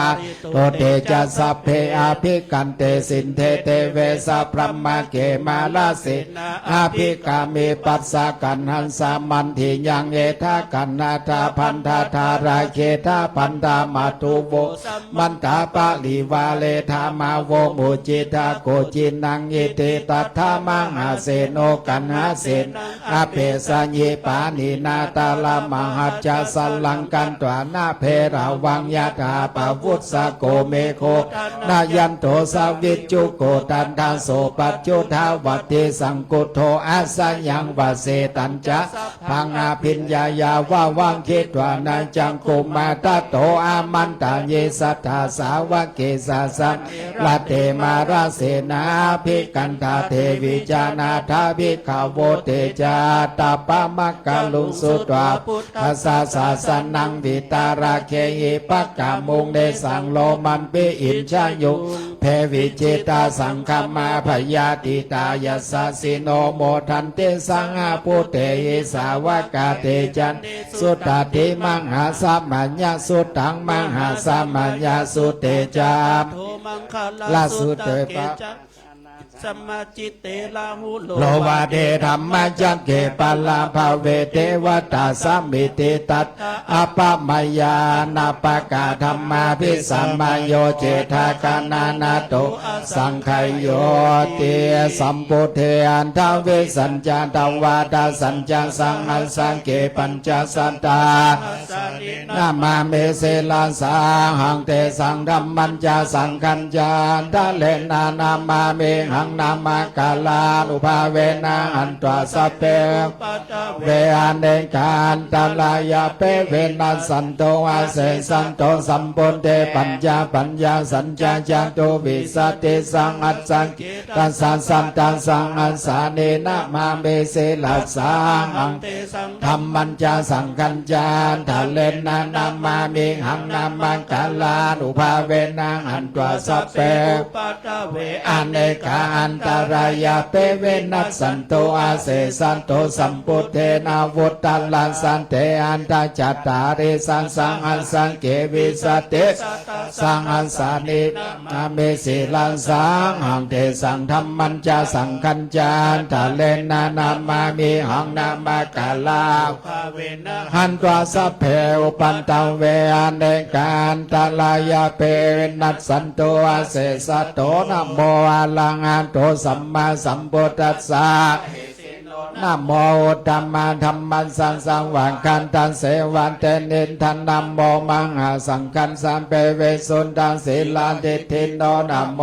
มัตติลันทันสัลลัตตันนัตตยัสสันสาธุกังนะโมมังกาติตัสสันตันสังวัตถุตยัสสะปินะโมภาเวนาวิคัจฉันโตปัทวานะโมกาลานุภาเวนะสุวัติโหนตุสัพพะทานะโมกาลส เตเจนะวิธิมิโหมิเตจาวาเยสันตาจิตตาทิสลนะสลนาเอโลกันตะเลวาภุมมาจะเทวาคุณากานากังหานาพยาวตาขลังอายันตุเทวาวารากานาคามาเยเมลุลาเจวะสันโตสาเหตุโมเนวาลาวาจานังโสตุมังคังสัมมังคังสัพเพสุจักกาวาเลสุยักขาเทวาจะพรัมโมโนยังอเมหิปุญญังสัพพะสัมปันเตสาทังกังสัพเพตังอนุโมทิตวาสาสังฆาสาสนิรัตตาปมาราลาหิตาอนโตอารักขาโสวิเศษโตสาสนัสสัจจาโลกัสสาวุเทปวาตุสาสนัมเปจาโลกันจเทวาลักขันตุสัพพันตังสัตถิงอนโตสุขีสัพเปปาลิวาเลอัตตโนสุมานาอนโตสังหังสัพเพยาติภิราชโตวาโจลโตวามนุสโตวากิโตวาโตวาปิสาจโตวาขานุกโตวาขันตกโตวานังขันตโตวาจานังปันตโลกโตวาสันธรรมโตวาสันติโตวาปุริสโตวาจันตังอาทิอันสมิงคังโคนากุกุลาอายิวิจิกาสัจจปาทิอุนานาภิสาลาภูมุสิกตาเมรังคังกตาเมปาลิตาปฏิกามันตุพุทธานิโสหานะโมภะคะวะโตนะโมสัตตานังสัมมาสัมพุทธานันติวันเดธานาโตปันไทยันตันทังกันตังสังสะปะปาลามิโยตัสสะอุปปารามิโยตัสสะปะรามันตาปัญจมหาปาริจเขติโสจาริยาปัจฉิมาภาเวคัพภวะคันติงจติญาภิเดขมานังปัฏานาจาริยาโอทิปัลลังเขมาลาวิจายังสัพพัญญุตายานาปฏิเวทังนาวาโลกุตตละธัมเมสัพเพปิเมพุทธคุณเนอวัจจิตวเวสาริยาติโสปกาลันตาเรสุติยามาลติงปริตังกาลนโตอายาสมาอานันทเถลอยดุลยาจิตตังโอปันทันเป็นตัวโคติสันตังสังอาเสสุจังกวาเลสุเทวตายัสสานัมปฏิกันหันติยัญจเวสาริยังปุเลโลกังมนุสาตุปิกาชัมโบตันเตยังเคปัมมันตลาตาเปสิปาเลตันตัมนัมมาเหเอวัมเบสุตังเอกังสัมมายังปะกวาสาวัตยังวิงานลาติเจตวันเออนันทปินเดกัสสะอารัมอันทังโขอัญญตลาเทวตาภิกันตายาลาติยาภิกันตาวันนาเกวาลากับเจตวันนางโอปัสเสตวเยนาภะคะวะเทนุปัสสังกเมโอปัสสังเมตวะภะคะวันตังอภิวาเทตวายกามันตังอัฏฐาเสกามันตังทิตาโคสาเทวัตภะคะวันตังคาทายาจะภาสิปังหุเทวามนุสาจามังกลานิอาจินอากังคมานาโสทานังโปรยมังกาลามุตตามังอาเสวนาจะพาลานังปันติตานันจาโพจายาโพจานิยานังเอตัมมังกาลามุตตามังปฏิรูปาเดสาวาโสจะภูเพจตตาปุญญาตามัมปานิเทจาเอตัมมังคลามุตตามังปังอุสัจจันจะสิปัญจวินโยจะโสสิเกตองตาจยาวาจาเอตัมมังคลามุตตามังมาตาปิโตปัฏฐานังพุทธตัลลัสสะสังฆาโหอานาคุลาจักกัมมันตาเอตัมมังคลามุตตามังปานัญจธรรมจาริยังจยตากานัญจสังฆาโหอานาวัจจาเนกัมมาเนคลามุตตามังอารติเวลาติปะปามัจจปานาจะสัญญโมอัปปมาโตจะธัมเมโสยกรมุตตมังคาราโวจเนวะโตจะสันตุติจักตัญยุตกาเลนะธรรมสวนังเอตัมมังคลามุตตมังคันติจะโสวะจะสัตตาสัมมานานัญจะตัสสนังกาเลนะธัมมสังฆัจฉายตัมมังคลามุตตมังตาโพจะพรหมจาริยัญจาริยสัจจา นาทัสสะนังนิพานาสัสสิกิริยาจาเอตัมมังคลามุตตะมังพุทธัสสะโลกาธัมเมจิตตังยัสสนากัมปติอโศกังวิราชังเขมังเอตัมมังคลามุตตะมังเอตาดิสานิกัตตวนาสัมปันธามาปาราจินตังสัมปันธาโสติงกัจฉันติตันเตสังมังคลามุตตะมังติมหามังคลาสุตตังยันเดดาบุตานิสัมมังคัตตานิพรหมานิวายาตาลิเขสเทวะพุทธาสุมาณาปวันตุอาโทปิสังกัจจสุนันตุภาสิตังตัสสมัยพุทธานิสาเมตังสัพเพเมตังการโรตมนุสิยาปัจจยาทิวาจาลโตจังอารันติเยภาลิงตัสสมัยเนรกันตาตายังกินชีวิตตังอิทาวาอุลังวาสังเกสุวายังลัตตันนังปานิตังโนสัมมังอาทิตันทังกเตนะเปปุเทระตันนังปานิตังเอเตนะสัจเจนะสุวัติหนตุยังวิราคังอามาตัง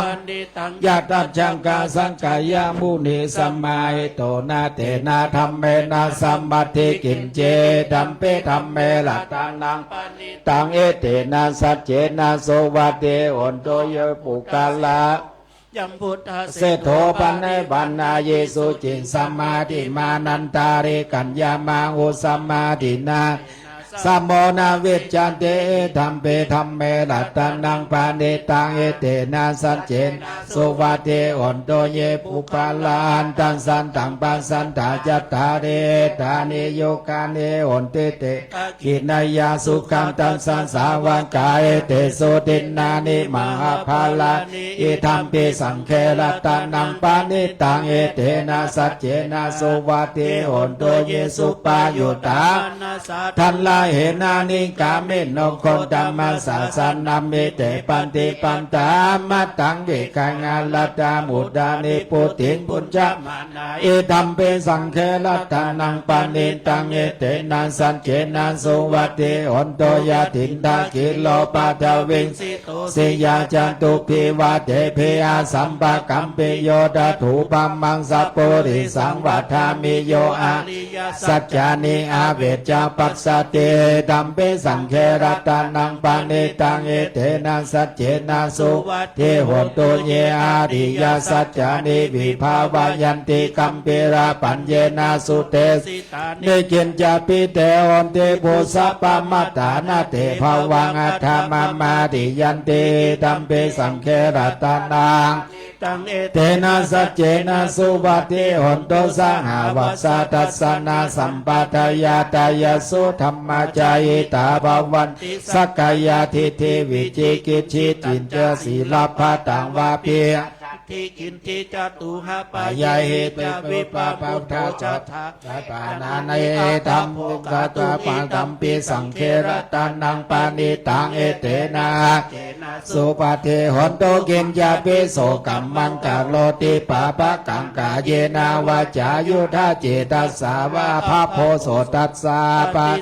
ทายาทาอาภาปตาทิทาปาตัสสาวุตายธรรมเปสังเครัตนาเตนะสัจเจนะโสวัติหนโตวานาปะคุมเพยันถาปุเสตังเคกิมหานามาเสปะธรรมัสสามิกิมเบตถูปังธรรมะวาลังอาเทสาเยนิพานะคามิงปารามังอิตายายธรรมเปปุเทรัตนา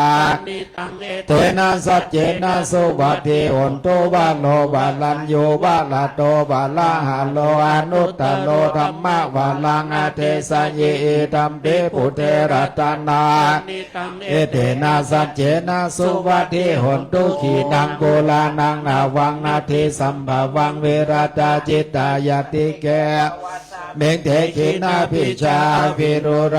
ฉันทานิปันติทิลายถายัมปาติปอยตัมเปสังเคระปานิตังเอเตนะสัจเจนะสุวัติหนตุยานิทาพุทธานิสัมมาคตานิภุมมานิวายานิวานตริเขตังทังกัตถังเทวมนุสสะปุจิตังพุทธังนามัสสามาสุวัติหนตุยานิทาพุทธานิ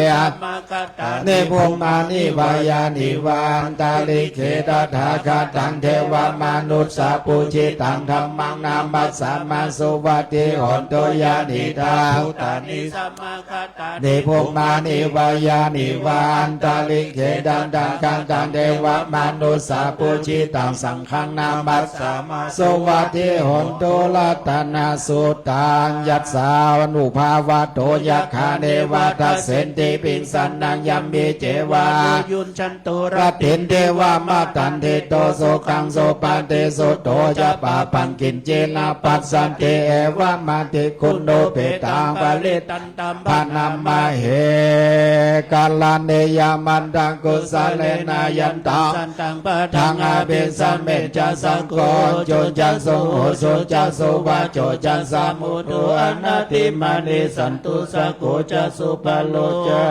โยจัสสัลลาหุกาวุติสันตินทาริโยจันนิปังโกจาปังคัมโบ ปุเรสุ อนันุขินโทนันจักุตังสัมมาจาเลกินเจเยนาวินโยปาเลอุปาวัฏยุงสุขิโนวา มิโน หนตุสัพเพสัตตาภวันตุสุขิตตายิเกจิปนาปุตตันติตัสสาวาทาวาลาวานวาเสสาธิขาวาเยมหันตาวามัชชิมารัสสกานุกาทุลาทิฏฐาวาเยจาทิฏฐาเยจาทุเลวาสันติอาวิทุเลภูตาวาสัมภเวสีวาสัพเพสันตาภวันตุสุขิตตาอปาโลปัลลังนิโภเบตานาติมันเยตาตากัจจินังกินเจปยารุสนาปฏิฆาสัญญานัญญามัญญาสันทุกขเมสยามาตายาธานิยังพุทธังอายุสาเอกาพุทธมานุลังเข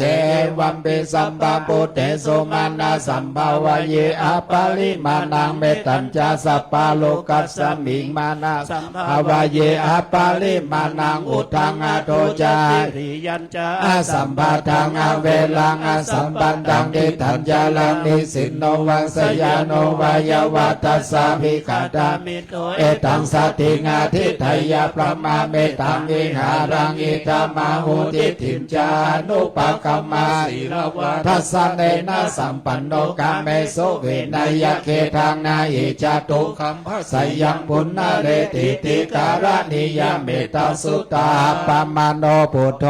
ปมาโนธัมโมปมาโนสังโฆปมานาวันตานิสิลิงสัปปานิอาเอเวจิกาสัตตาปเตโอน นันนา เมสาลาภูโมสิกากัตตาเมลังขังกัตตาเมปาริตาปฏิกัมมันตุพุทธานิโสหังนะโม ภาวะ โตนะโมสัตตานังสัมมาสัมพุทธานังอุเตตายัญญาคุมายกาลาจาริสวันโนปันดา ปะปะ โสตังตังนามัสสามิอาริสวันนังปันดาวิปัมปัสสังทายัสสกุตาวิหาเรโมทิวาสัญเยพระ มานา เวตังกุสัพพะธรรมเมเตเมนะโมเตจัมมังปาลายันตุนามาทุพุทธานังนามาโตติยานะโมวิมุตตานังนะโมวิมุตติยาอิมังโสปาลิตังกัตวะโมโรจารติเอสนาเปตยัญ จักขุ มาเอกาลจาริสวันโนปันทวิปัปปะโสตังตังนามัสสามิ อาลิสาวันนัง ปทาวิปัปปะสังตายสสังกุตาวิหาเรมุรติเยพระมนาเวตาคุสัพพะธรรมเมเตเม นะโม เตจัมมังปาลายันตุนามาตุพุทธานังนามาตุโพธิญาณโมวิมุตตานังนะโม วิมุตติยา อิมังโสปาริตังกัตวะโมโลวะสัมมะกัปปะยิติโมลาปาริตังเอเตเปโสภะคะวาละหังสัมมา สัมพุทโธ เวจาจาลนาสัมปันโนสุขโตโลกาวิทูอนุตตโลปุริสธรรมสารติสัทธาเทวมนุสานังพุทโธภควาติสวาคาโตภควตาธัมโมสันติติโกอะกาลิโกเอเฮปัสสิโกปานายิโกปัจจตังเวทิตาโพวิญโยหิติสุปฏิปันโนภควโตสาวกสังโฆจุปฏิปันโนภควโตสาวกสังโฆยายาปฏิปันโนภควโตสาวกสังโฆสามิจิปฏิปันโนภควโตสาวกสังโฆยะทิทังจัตตาริปุริสายุคานิอัฏฐปุริสาปุคลา เอสาวกาวะโตสาวกสังโฆอาหุนายโยปาหุนายโยทักขินายโยอัญจลีกรณิโยอนุตตลังบุญญาเตตังโลกัสสาติยันโตเนเมตังอาวามังกาลัญญาโยจามนาโปสัสสะโทปะปะกาโอตุสุปินากันตังพุทธานุภาเวนะวินาสัมเมนโตยันโตอาวามังกาลัญญาโยจามนาโปสักุณาสัสสันโตปะปะกาโอตุสุปินากันตังธรรมานาเวนะสัมเมนโตยันโตเนเมตังอาวามังกาลัญญาโยจามนาโปสักุณาสัสสะโตนังอากันตังสังฆานุภาเวนะวินาสัมเมนโตมหาการุณิโกนาโดยตายาสัพพปานินังวาปาลามิสัพพปะโตสัมโพธิมุตตมมาเอเตนะสัญจวัจเจนะโอตุเตจยมังกาลังจยันโพธิยามูเลสักกยานังนันติวัฒนโนเอวังตวงปิจโยจยสุจยมังกาเลอปัลลเจตาปัลลังเจสิเสปันดาวิปุอภิเสเกสัพพพุทธานังอังคัมปันโตปัมโมทัตเตสุนังกัตตังสุมังกาลังสุปาปาตังโอเทตังสุขันโนสมอโตจาสุเยตังบรมจาริสุปาตขีนังกายกัมมามังบันตังขีนังบันตังขีนังมโนกัมมังบันเนเทเตปันตังขีนาปัตตังขีนานิกัตนาลาพันตเตปันตังขีเนเตอันตาลาดาสุขิตาบิลุลลังหาสันเนอโรกาสุขิตาโหตังสังหาสเปยติปินัตถิเมสาลานังอัญญังลานังวาลังเอเตนะสัญจวัจเจนะโหตุเตจยมังกาลานัตถิเมสาลานังอัญญังธัมโมเมสาลานังวาลังเอเตนะสัญจวัจเจนะโหตุเตจยมังกาลานัตถิเมสาลานังอัญญังสังโฆเมสาลานังวาลังเอเตนะสัญจวัจเจนะโหตุเตจยมังกาลังยังกินเจลตานังเวจันเตเวเวทังปุโธลัตตานังพุทธสัมมานาทิตัสสมมาโสทิภวันตุเตยังกินเจลตานังโลเกเวทังปุโธลัตตานังธรรมสัมมานาทิตัสสมมาโสทิภวันตุเตยังกินเจลตานังโลเกวิจติวิเวทังสังฆสัมมานาทิตัสสมมาโสทิภวันตุเตหิเลโอตาปสัมปันนาสุการมาสันโตสัพพุริสาโลเกเทวะธรรมเทวุจาเลสันติปัคคาปัตตนาสันติปัตตาวัญจนาอาภิตาจันเอขันตาจตาเวทาปฏิกามาจายาสนากตามาลังสวาหานังจตุสัจจังมาตาลาสังเยเปเวโสนาลาสภาตานังกาลาทโยพุทธาวิสัตินายกาสัพเพปฏิเทตาไมหังมัตตะเกเตมุนิสลาเตเทโตไมหังพุทโธธัมโมทัพพิโรจันเนสังโฆปฏิเทโตไมหังโอเรสปะกุณาหัทะเยเมอนุลุโธสาลีพุทโธจัตตะขิเนโกทัญโยปิเทปะกัสสมิโมกขลันกวามาเกตะขิเนสวะเนไมหังอาสุงอนันตลาอุลากัสสะจามหานาโมปัสสุงวามาโสตะเกเกสันเตภากัสสมิงโมริโยจะปาพังกาโลนิสินโนสิลิสัมปันโนโสเสโตกุมาลกัสสะโพเทโลมเหสีจิตรวาทโกโสไมหังวาทานเนจังปาติถาสิคุณากาโลปุณโนอังโกลิมาโลจะอุปาเลวะเลเอเมปัญจมหาเทลานาลาเตติลากามามมาเสสาสิติมหาเทลาจิตาวันตาจินโนลจลันตาศีลาเตเจนังกามังเกสุสันติตาลาดานังปุระโตอาสิตากินเนตาสุตากังกาจักกังบัจจโตอาสิวะเมอังโกลิมาลากังกันดาโมลาจาดานาติยาสุตากังอังกาเชชาทานังอาสิเสสาปะกาลาสันติตาจินานังโยเตธรรมปะกาลาลังกาเทวาสโตเมสกัจเจนะสัมมาสัมพุทธปัญจเล วตาปิตา สัจจตา ปะเหระจตุปัฏฐวาเสสาวินายังยันตุอนันตาคุณาเตจะสาจินาปัญจลามัจจเม หารันตัง มหิตาเลสัทธาปะเลนตุมังสเปเตมหาปุริสาสปาเจวเมกโต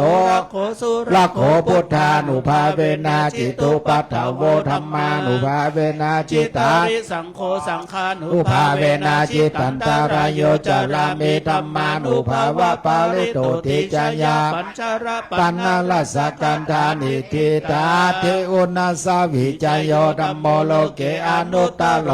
ปัสสัตตะ เอตาทายาตังตวงกันหาหิเตวะเตปาริวะเชราชาดันเดอามานุเสปาวะเกปยเกนาเก เสภูเต อาคาลามาลาเนนะจะสัพพัสสมมามารานามุตโตทะเปตวะกาลามาลิตังตะเสวาเวนะโหตุเตโวสุขิสัทธาสุทธาสีลังสมมาตายาธัมมังสุจาริตังจเลต ตเสวะ วะอานุภาเวนะโหตุเตโวสุขิสัทธาลิขิตังจินติตังปูจังนางวาจานังกาลงปาเลสังเทสานังสุตตตัสสาโยปวัตตติสกัตถวาพุทธาลตัง นังโอ สัทธังอุตตมังบัลลังอิตังเทวามนุสานังพุทธาเตเจนะโสตินานัสสันตุ ปัตตวาสเปตุข นาโมปัสสะเมนตุเตสังกันตวาธรรมรัตตันังโอสัทธังอุตตมังวาลังบาลีลาหุปัสสะมานังเตเจนะโสตินานัสสันตุปัทถวาสเปพยาอุปัสสะเมนตุเตสังกันตวาสังฆาลตานัง อุตตมังวาลังอาหุนายยังปาหุนายยังสังฆาเตเจนะโสตินานัสสันตุปัทถวาสเปโรกาสัมเมนตุเตอเสเลเทเตมาเทเตโจจยาสิเทมาเอเตมังอากุณาปุญญาธิกาลสัสสะพันตาลายานิวารณาสัมมัทธัสสะภะคะวะโตอะระหะโตสัมมา พุทธัสสะ ตวัจจะปหาโพเลสาลคานานุภาเวนะอสีตยานุภยัญจนานุภาเวนะอัทุตตาลสัตตมังนุภาเวนะสัพพันนารังสียานุภาเวนะเกตุมาลานุภาเวนะตัสสะปะละนุภาเวนะตัสสะปะปะละเมตานุภาเวนะตัสสะปะละมัทธาปะละมิตา นุภาเวนะ ศีลสมาธิปัญญานุภาเวนะพุทธานุภาเวนะธรรมานุภาเวนะสังฆา ภาเวนะ เตจานุภาเวนะอิทธานุภาเวนะพลานุภาเวนะยยะธรรมานุภาเวนะจตุราสีติสะธรรมขันธานุภาเวนะนาวาโลกุตตาลธรรมานุภาเวนะอัตถังกิกามกา นุภาเวนะ อัฏฐสมาปฏิยานุภาเวนะชาลาพิญญานุภาเวนะจตุสัจจยานานุภาเวนะตัสสะยานานุภาเวนะสัพพัญญุตยานานุภาเวนะเมตตากรุณามุทิตาอุเบกขา นุภาเวนะ สัพพปาริตานุภาเวนะลัตตนาตยัสสลนานุภาเวนะตุยหังสัพพโลกโสกุปัตตวา ทุกขโท มานัสสุปายาสาวินัสสันตุสัพพะอันตรายาเปเวนัสสันตุสัพพะสังกปปาตุหัง สามิช สันตุเทคายุตาตุหังโกตุสัตตวัจจาเจเวนะสัมมังเกโกตุสัพพตากาสัพ ปัปปะตะ วนาภูมิกังกามะอาสมุทธาลักขกาเทวตาสัทธาตุเมอนุลักขันตุตุกัปอัตตาจานิตุขา ปยา ปันตาจานิพยาโสกัมปันตาจานิโสกาหุนตุสัพเพปิปานินโอย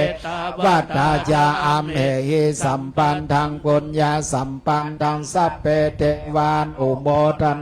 สัพพะสัมปติสิทธิยาทานังทาทันตุสันทายาสีลังขันตุสัมปันธาภาวันนาภิลาตาหุนตุกัจฉันตุวัตตาการตาสัพเพพุทธาภัลลปัตตาปัจเจกานัญจยังลังอาละหันตานันจาเตเจนาลักขังปันเดสัพพะโสสุโขพุทธานังอุปันโตสุขาสัทธัมมาเตสนาสุขสังคัสสาสามัคคีสามัคคานังสัพโพสุโขคัต เศโทจันเนตัสสะมิงเยโคตาปาติชายิโนวิจาจาลันนาสัมโนโสเศโทเทวมนุษย์เศเทวตาปาติอารัตติมาภาติจันเทมาสันนันโทกันเตโยตาปานเตชาเยตาเตพระมโนอันทังสัปปามังโอรัตตังปุตโตตาปาติเตจะสะอาโรกายาปะลามาลาปาสันตุติปะลามังกานังสาสาปารามา ยาเตเนปานังปะรามังสุขา สาธุสาธุสาธุ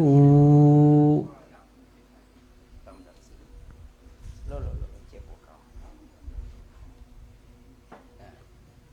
ว่าดีนะแต่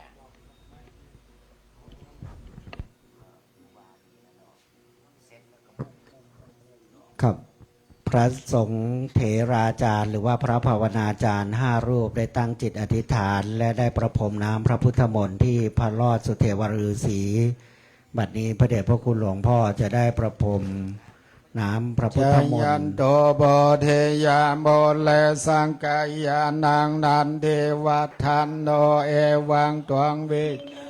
โหหิจายันสุจายามังคาเลอปัลลาจิตาปัลลังเกสิเสปันทาวิปุคะ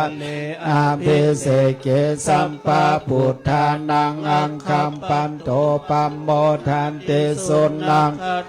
สุมังคัลลังสุปาภาตังสุโหติตังสุขันโนสุโมโหโตจะสุยิต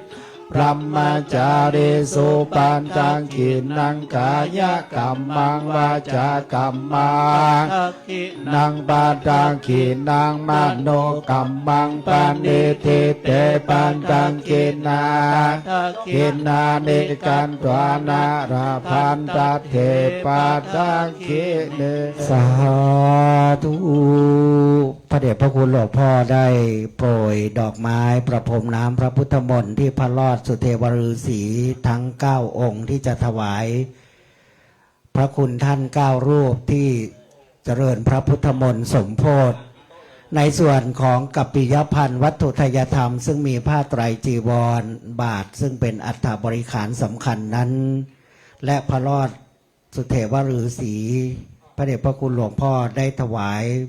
พระครูบาน้อยวัดศรีดอนมูลและพระภาวนาจารย์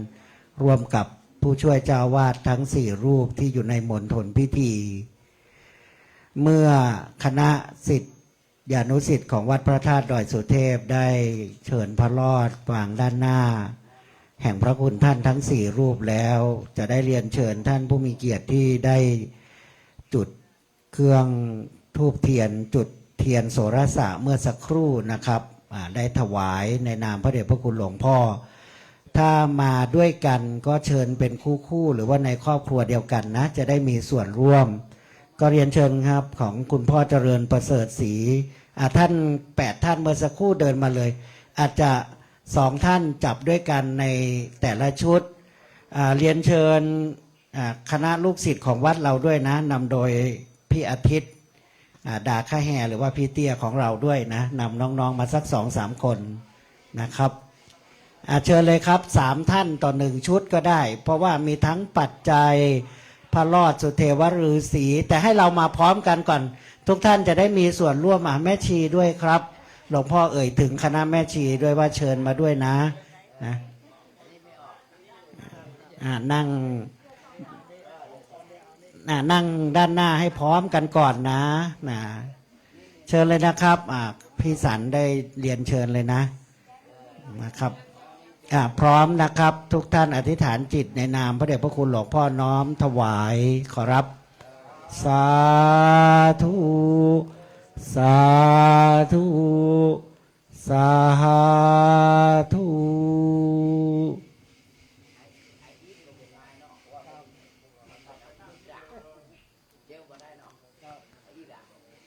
ครับทุกท่านกลับไปเตรียมหยาดน้ำรับพรนะครับหลังจากนั้นค่อยมา กราบลาหลวงพ่อหลังจากที่เราได้แผ่เมตตาบูชาพระบรมธาตุแล้วก็วันทาน้อยวันทาหลวงแล้วนะครับ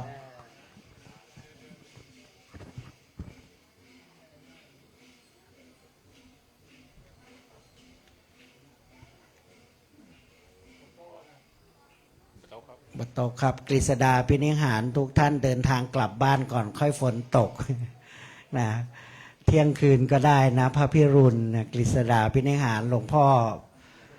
ถวายความสะดวกแด่พระภาวนาจารย์ให้กลับก่อนเพราะท่านนั่งในที่โล่งบทสำคัญแห่งพระพุทธมนต์ศักดิ์สิทธิ์ได้บรรจุเข้มขลังอยู่ในพระรอดสุเทวฤาษีแล้วนะครับ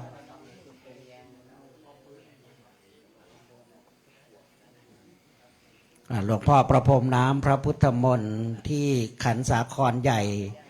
ที่พระผงนะพระรอดเป็นผงเป็นชุดทำมาจากผงมงคลต่างๆพระรอดสุเทวฤาษีเราได้รับเป็นชุดแรกคนแรกนะโยมทุกคนญาติโยมทุกคน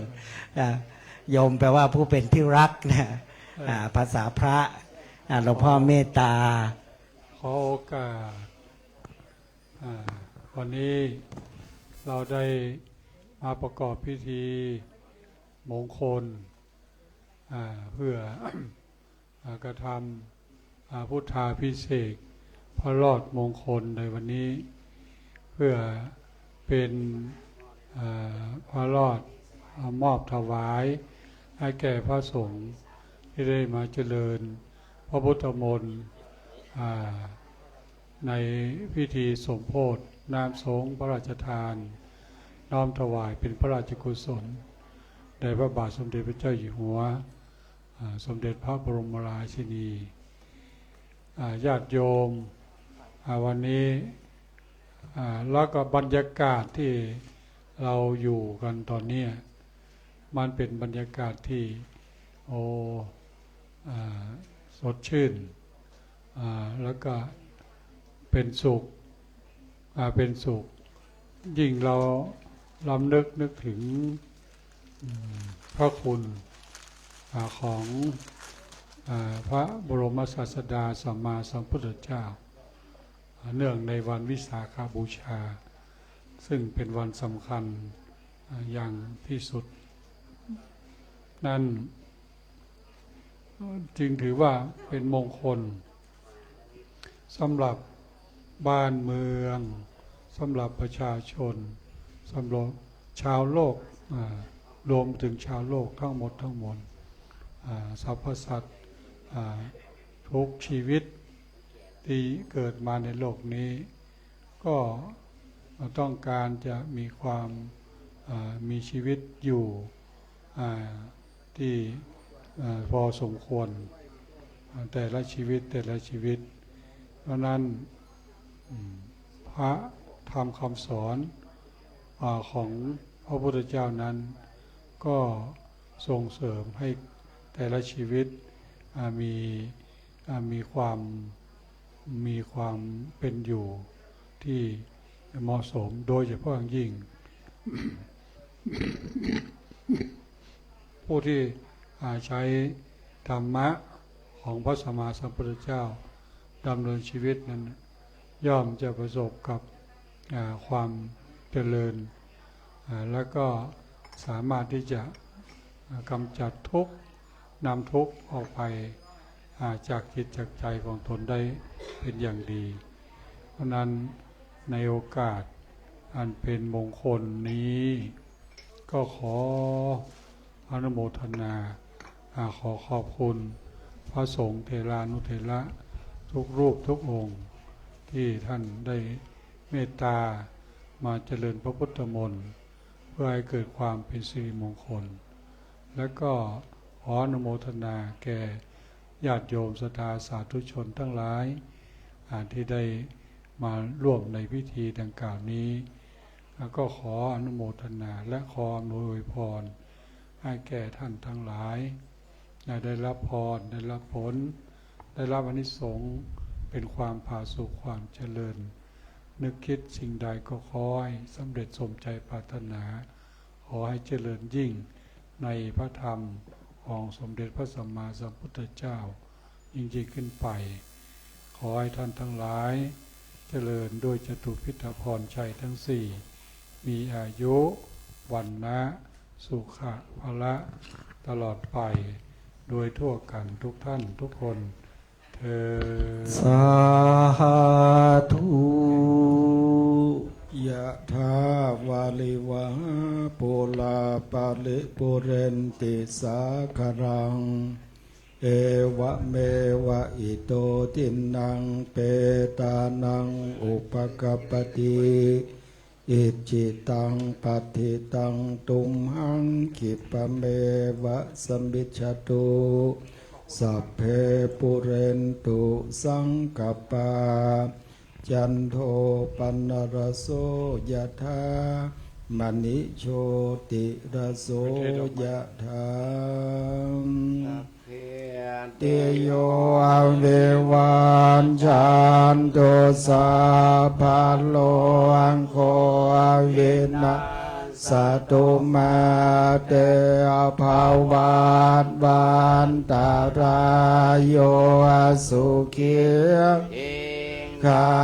ยุโกภาวะอภิวาทนาเสเลสเนจังโวธาปัจจายโนจัตตาโลธรรมาวัฏทานติอายุวันโนสุขังพระลังสัพพุทธานุภาเวนัสสะปะธรรมานุภาเวนัสสะภะสังฆานุภาเวนะพุทธรัตนังธรรมรัตนังสังฆรัตนังเตนังรัตนานังอานุภาเวนะจตุราสิติสหัสสะธรรมกันตานุภาเวนะปิตกาตายะนุภาเวนะชินสาวกานุภาเวนัสสัพเพเตโลกาสัพเพเตอภยาสัพเพเตอันตรายาสัพเพเตอุปัฏฐวะสัพเพเตอวมังคลาวินาศสันตุโยวัฏโกธนวัฏโกสิริวัฏโกยะสวัฏโกภลวัฏโกวันนาวัฏโกสุขวัฏโกโหตุสัพพทาทุกขโรคพยาเวลาโสกาสันตุจุปัฏฐวาอเนกะอันตรายาปิวินาศสันตุจเตชะสายาเสเทธานังลาพังโสทิภาคยังสุขังภละสิริอายุจวันโนจะโพคังโวเทจยสวาสัตวะสาจะอายุจะเชียวสิทธิภาวันตุเตภาวตุสัพพมังคลังลักขันตุสัพพเทวตาสัพพระพุทธานุภาเวนัสธาโสทิภาวันตุเตภาวตุสัพพมังคลังลักขันตุสัพพเทวตาสัพพธรรมานุภาเวนัสธาภาวันตุเตภาวตุสัพพมังคลังล ลักขันตุสัพพะเทวตาสัพพสังฆานุภาเวนัสสะทาโสธีภาวันตุเต สาธุสาธุสาธุกับเบื้องท้ายเพื่อการกระทำบำเพ็ญบุญของเราท่านสำเร็จทั้งสามประการคือหนึ่งตานามัยบุญสำเร็จด้วยการทำบุญถวายมหาทานสองศีลไมยบุญสำเร็จด้วยการสมทานรักษาศีลสามภาวนาไมยบุญสำเร็จด้วยการเจริญเมตตาภาวนาเก้ากราบไหว้สานิมนต์ทุกรูปเรียนเชิญทุกคนได้กำหนดลมหายใจเข้าลมหายใจออก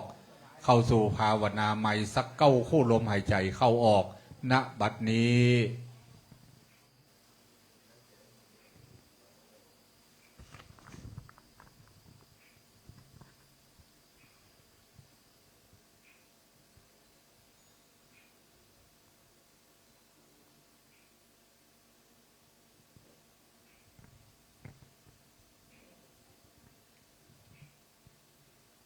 กับพอควรสดแผ่เมตตาสบายมึงเหนือล้านนาพร้อมกันนะครับอิตังตานากัมมังเนปานาปัจจายโยโตโนเนจังอิตังศีลากัมมังเนปานาปัจจายโยโหโตโนเนจังอิตังภาว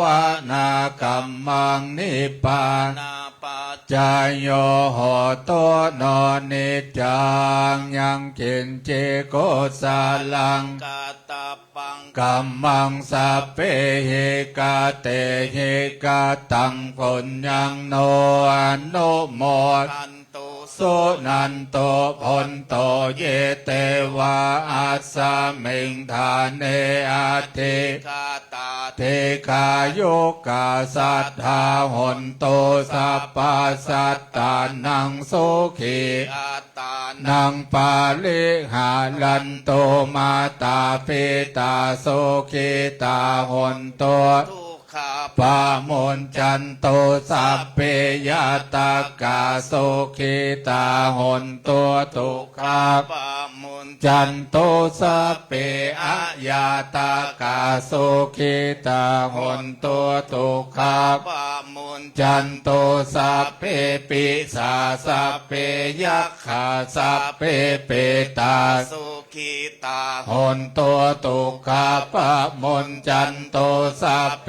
นักขัตตาโสเกตาหนตุตุกาปะมนจันโตสัพเพเทวาโสเกตาหนตุตุกาปะมนจันโตสัพเพอาจาลิโยปัจจายาสุขิตาหนตุตุกาปะมนจันโตสัพพสัมปตินังสามิจันโตโว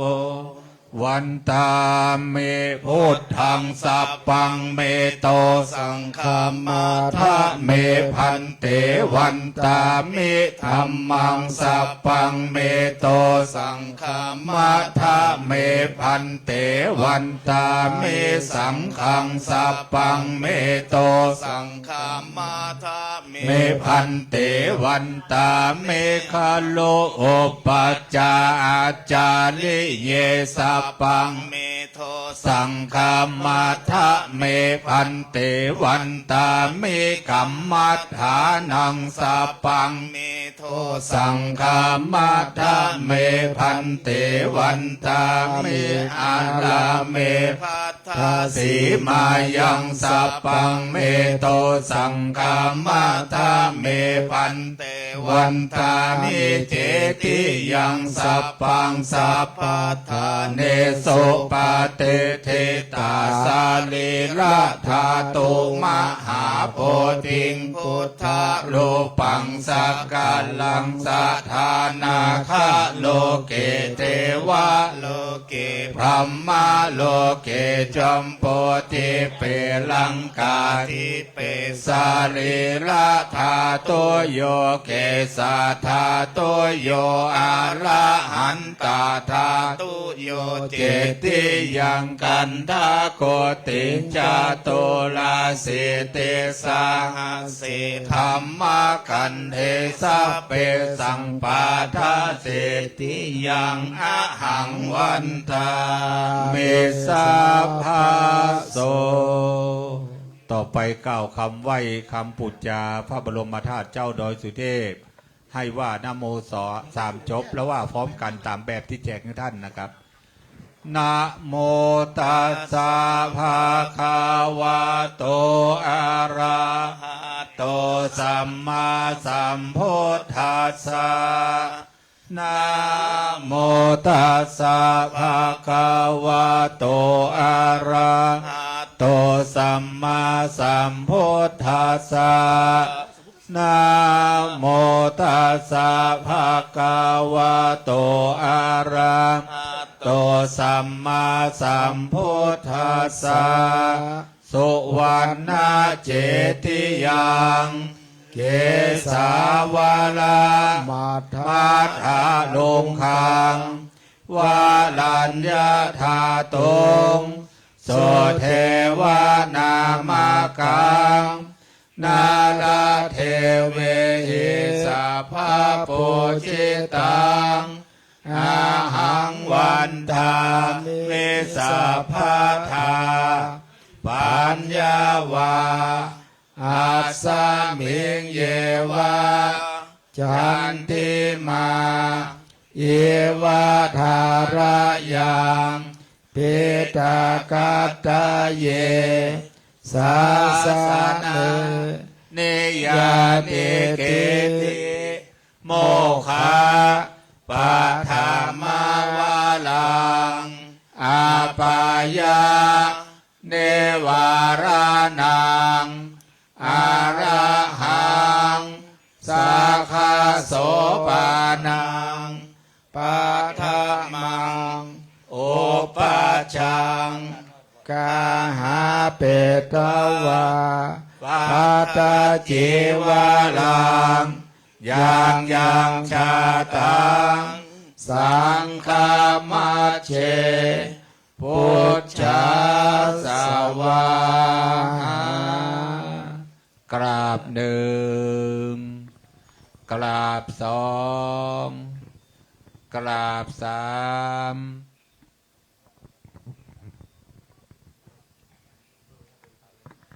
กับลำดับสุดท้ายนี้เราจะวันตาน้อยพระมหาเถรานุเถระ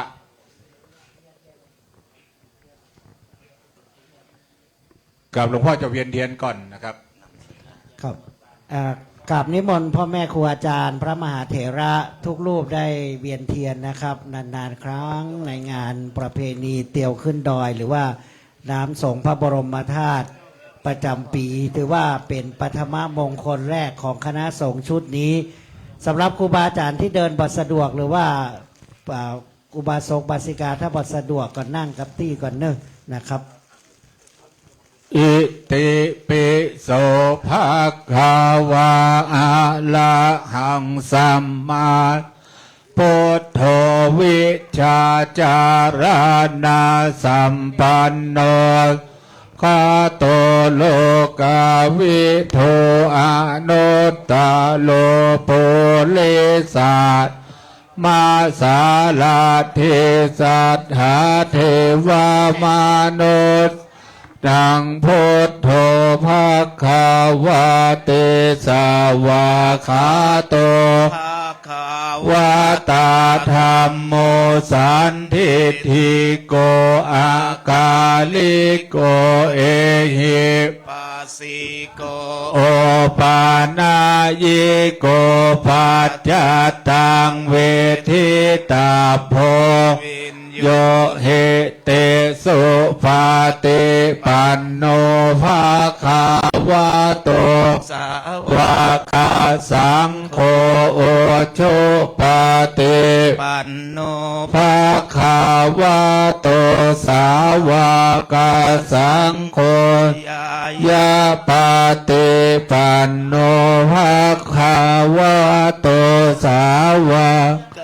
สังโฆสามิจิปฏิ ปันโน โนภะคะวะโตสาวกสังโฆยะทิทัง จัตตาริ ปุริสายโยคาเนอัฏฐาปุริสาปุคลาเอสาภาคา วัต โตสาวกสังโฆ อา โหเนยโยปาโหเนยโยทาคิเนยโยอัญ ชา เลกาลานิโยอานุตาลังบน ยา เขตังโลกาสาติอิติปิโสภาคาวา อะระหังสั สัมมาสัมพุทโธวิชาจารณะสัมปันโน สุขาโตโล กาวิโทอานุตตาโลภริสัทธรรมาสา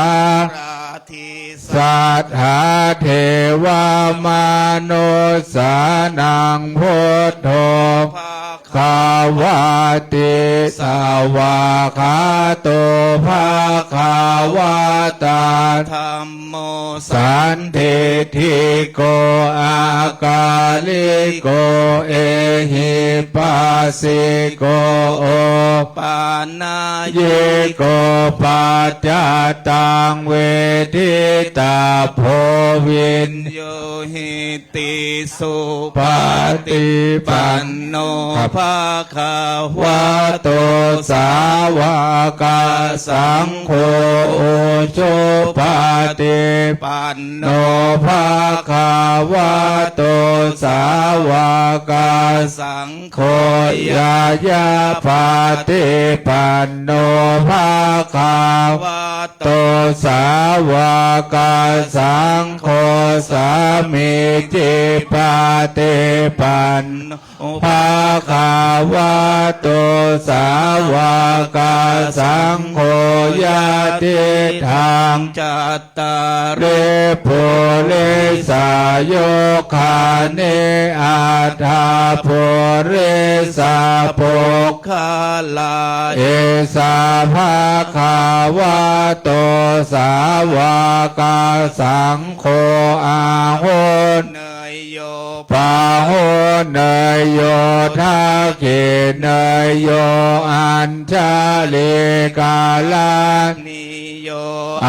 นุตตาลังบุญญาเขตังโลกาสา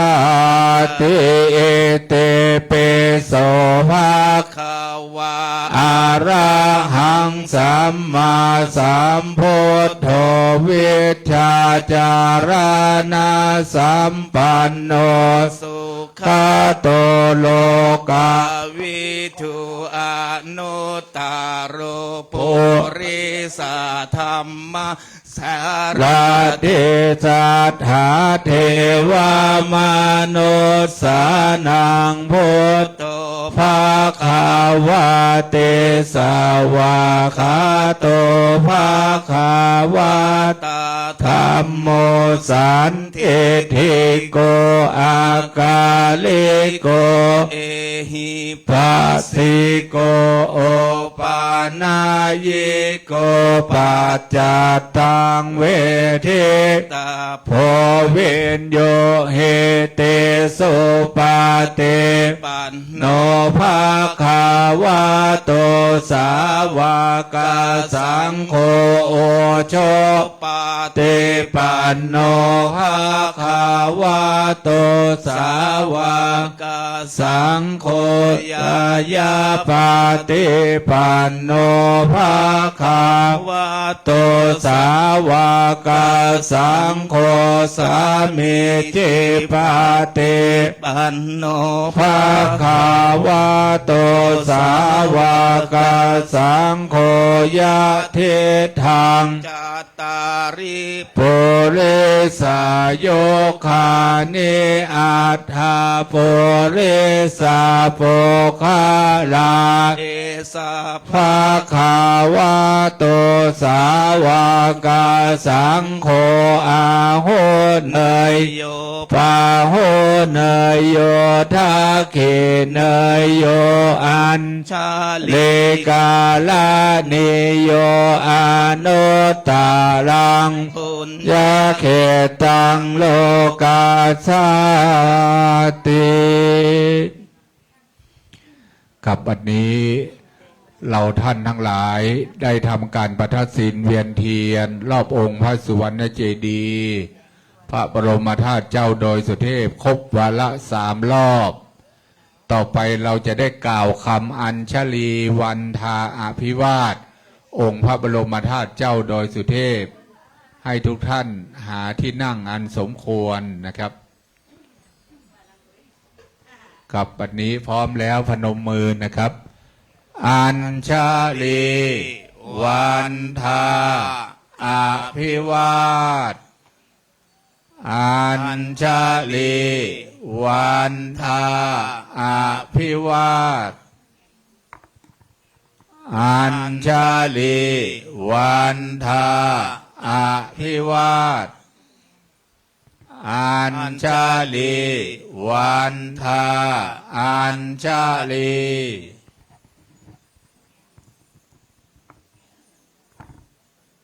หลวงพ่อจะกลับกับพระเดชพระคุณหลวงพ่อจะกลับเป็นนั่งที่อาสนะนะครับ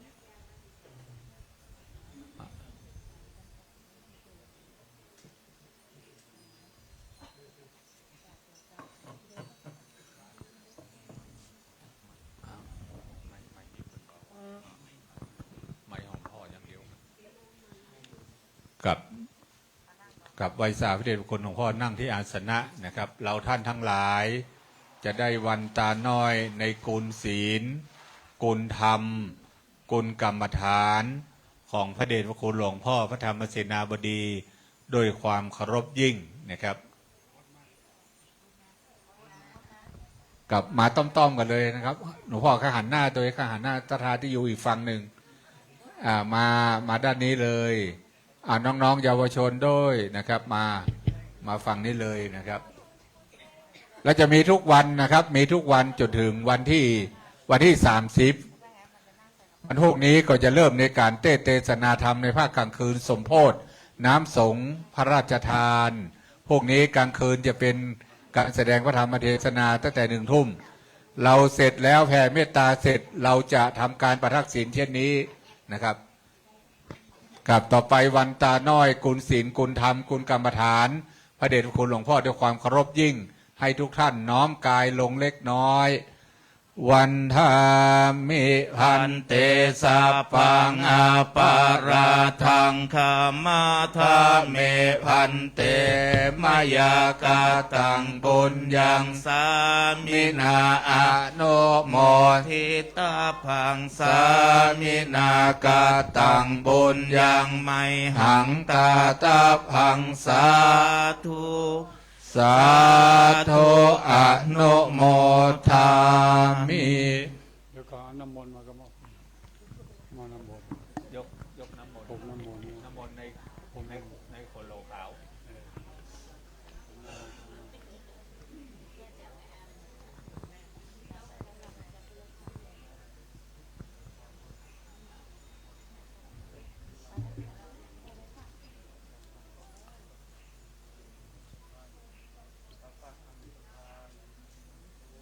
กับรับน้ำมนต์อธิษฐานจิตรับเอานะครับ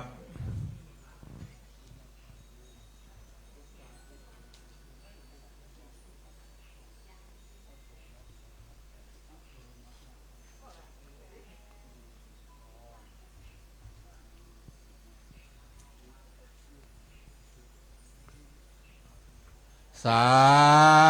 ธุ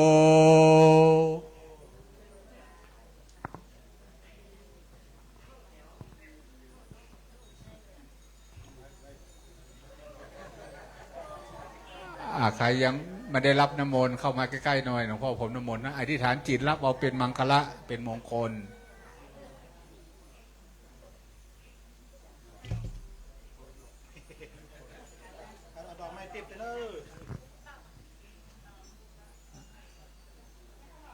ดอกไม้ทิพย์ดอกไม้ทิพย์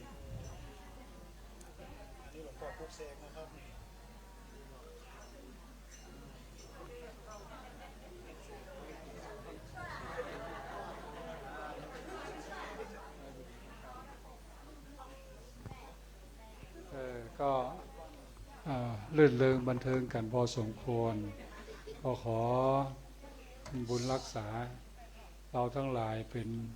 อยู่ใต้ร่มบารมีของพระองค์พระบรมธาตุดอยสุเทพทำด้วยถวายกายวาจาใจทุกส่วนทั้งกรรมทั้งสามทั้งกายกรรมวจีกรรมมโนกรรมถวายเป็นบูชาสักการะแด่องค์พระบรมธาตุในประเพณีวิสาขบูชาเพราะนั้นก็ขอบุญขอกุศลที่เกิดขึ้นนี้จงได้ปกปักรักษาศรัทธาสาธุชนพระสงฆ์สามเณรได้อยู่เย็นเป็นสุขอายุมั่นยืนยาวปราศจากโรคภัยไข้เจ็บนึกคิดสิ่งใดก็ขอเมื่อได้สำเร็จสมผลสมปรารถนาทุกสิ่งทุกประการจัตตาโลธรรมาวัฏันติอายุวันโนสุขังพระลังสาธุอีกคำลบหนึ่งพนมมือนะครับอัญชาลีวันทาอภิวาทอัญชาลีวันทาอภิวาทอัญชาลีวันทาอภิวาทอัญชาลีวันทาอัญชาลีลอยๆเฮงๆนะครับมีข้าวกล่องตัวนะครับ